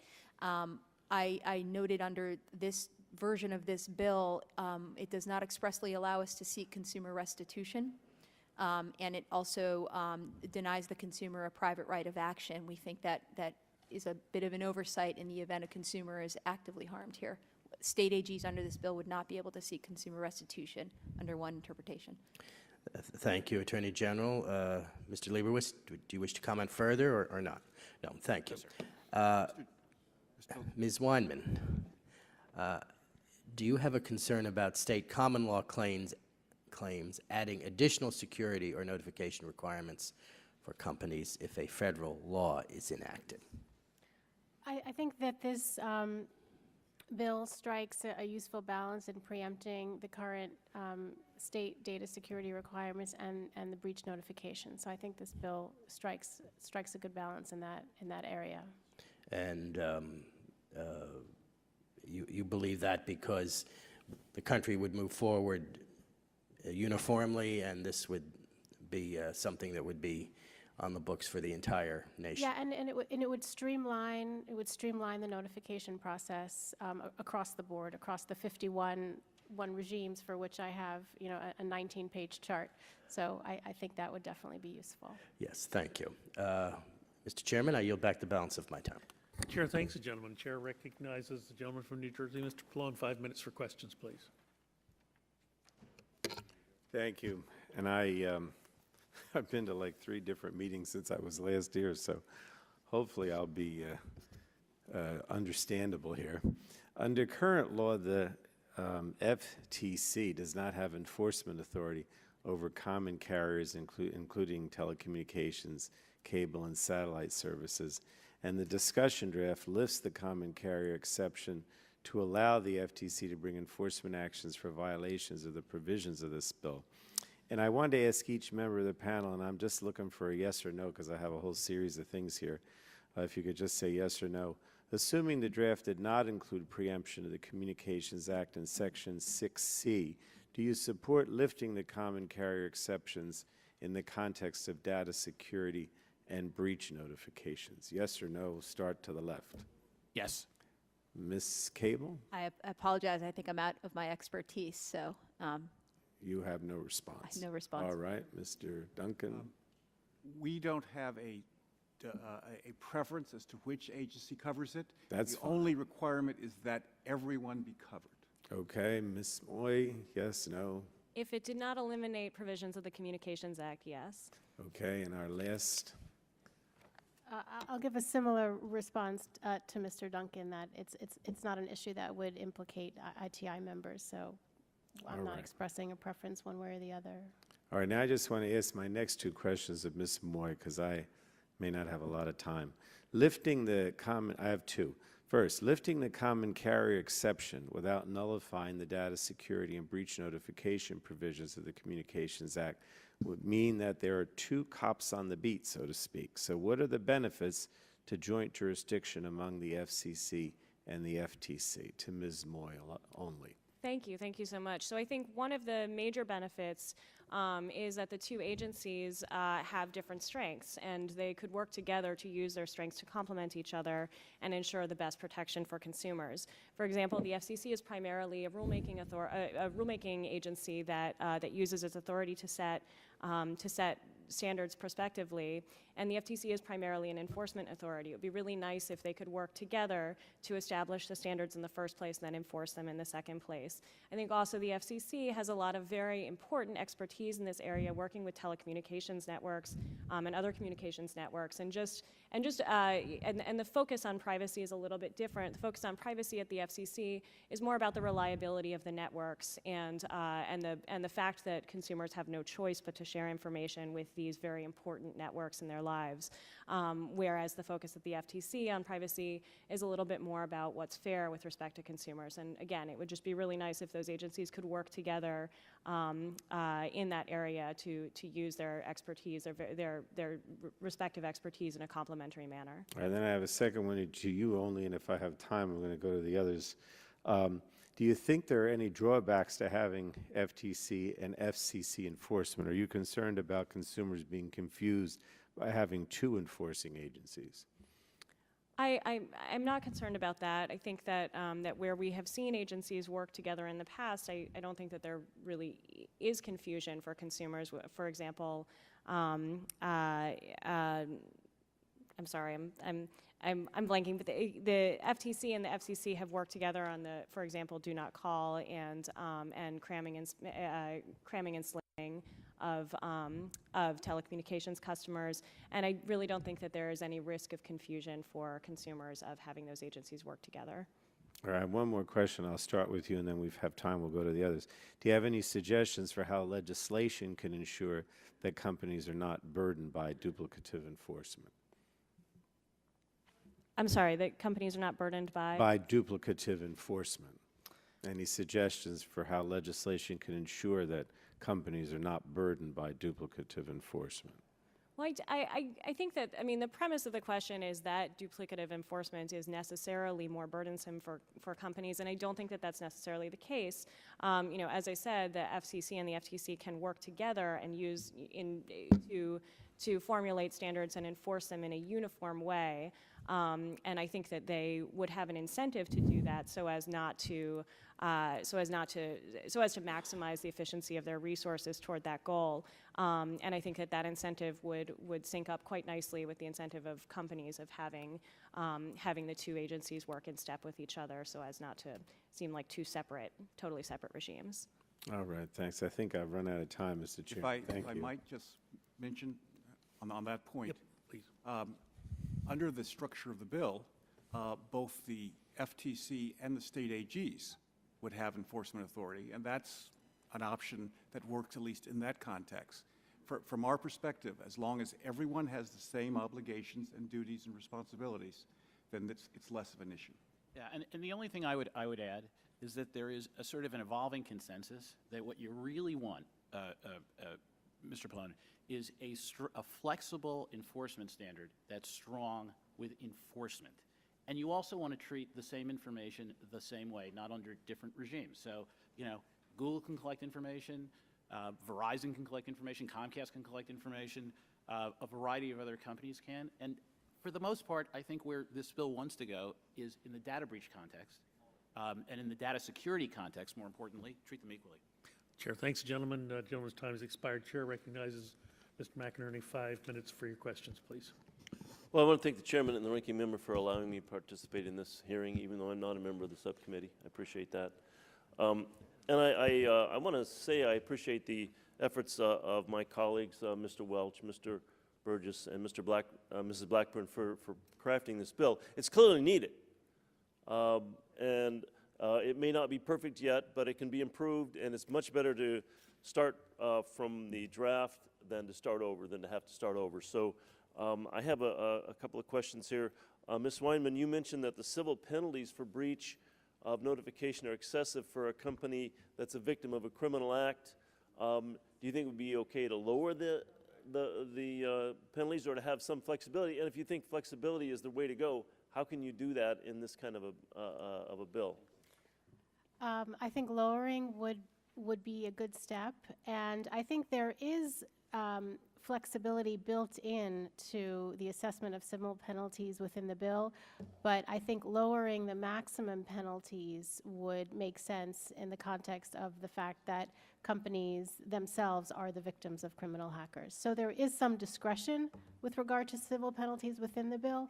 However, I do think the maximum amounts set out in there should be lower, and I note that the current figures in there are in fact 5 times higher than what we've previously seen in other proposals. So I just make a note of that. Well, I mean, you could consider some breaches to be gross negligence and deserving of significant penalties. So, well, that flexibility is built into the language, but I do think that the ceiling could be lower in the draft. thank you. Ms. Moy, you know, preemption is a very tricky issue. We want states to have flexibility, but you mentioned that there ought to be a floor. But how could you create a legislation that had a floor but allowed states like Massachusetts flexibility to go, you know, more stringent if they wanted? Thank you for the question, and thank you. I do recognize that it's very difficult to craft the appropriate standard here, and thank you for taking up this difficult issue. I think that you could set a standard that says this is the minimum standard, and that state laws will not be preempted to the extent that they create additional standards above that or beyond that. But also, as I've said in the written testimony, and as I mentioned earlier, we're not necessarily opposed to the idea of preemptive legislation. But I do think that it is important, if we are going to do that, to ensure that the new federal standard, the new uniform federal standard, is better for consumers than the current draft. I think it's really important to strike the proper balance between preemption and protections for consumers, and this just doesn't quite get us there. Well, I mean, you mentioned that you felt that the draft would lower consumer protections over a wide range of consumer protections. Could the bill be strengthened to include those current protections?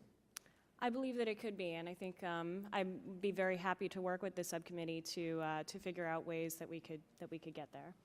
Congressman, one of the reasons that we are here today is because there are already 51 conflicting laws out there. If Congress doesn't simplify the system to some extent, then we'll simply have 52 laws out there, and that's not moving us forward. Thank you. Well, Mr. Duncan, you mentioned that the importance of enacting laws that holds accountable all entities that handle personal information.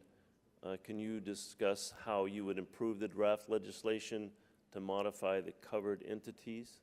Certainly. We would expect that a good law would require that every covered entity have the same obligation, that third parties, for example, the way the bill is written now, some entities do not even have a duty to examine and determine whether or not they can find information out about a breach. There's got to be the same level requirement all the way across the board. Congresswoman Schakowsky asked earlier whether or not we could support this legislation. I would say this draft is a major improvement over what we've seen before, but if we could have equal applicability across all entities and fix some of the issues with the FTC, we could support this. Thank you. Well, I think a lot of good information has come out that might help improve the bill. So, Mr. Chairman, I yield back. Thank you again. Chair thanks the gentleman. The gentleman does yield back. The chair recognizes Mr. Pallone of New Jersey for a unanimous consent request. Thank you, Mr. Chairman. I ask unanimous consent to submit for the record a letter from 12 consumer groups to yourself and Ms. Schakowsky. Without objection, so ordered. I guess we have another one too, Mr. Chairman, from the Consumers Union, in addition to the one from everyone else. Chair thanks the gentleman. Without objection, so ordered. Seeing that there are no further members seeking to ask questions, I do want to thank all of our witnesses. I know this has been a long hearing, but I thank you for participation today. Before we conclude, I would like to include the following documents to be submitted for the record by unanimous consent: a letter on behalf of the Credit Union National Association, a letter on behalf of the Marketing Research Association, a letter on behalf of the National Association of Federal Credit Unions, a letter on behalf of the Online Trust Alliance, a letter on behalf of the Consumers Union, statement on behalf of the National Association of Convenience Stores, a letter on behalf of the American Bankers Association, the Clearinghouse, Bankers Consumer Association, Credit Union National Association, Financial Services Roundtable, Independent Community Bankers of America, and the National Association of Federal Credit Unions, and the response of the Secret Service to questions submitted for the record at our previous subcommittee data breach hearing on January 27, 2015. Pursuant to committee rules, I remind members they have 10 business days to submit additional questions for the record, and I ask witnesses to submit their response within 10 business days upon receipt of the questions. I thank everyone for their participation this morning. This subcommittee hearing is adjourned.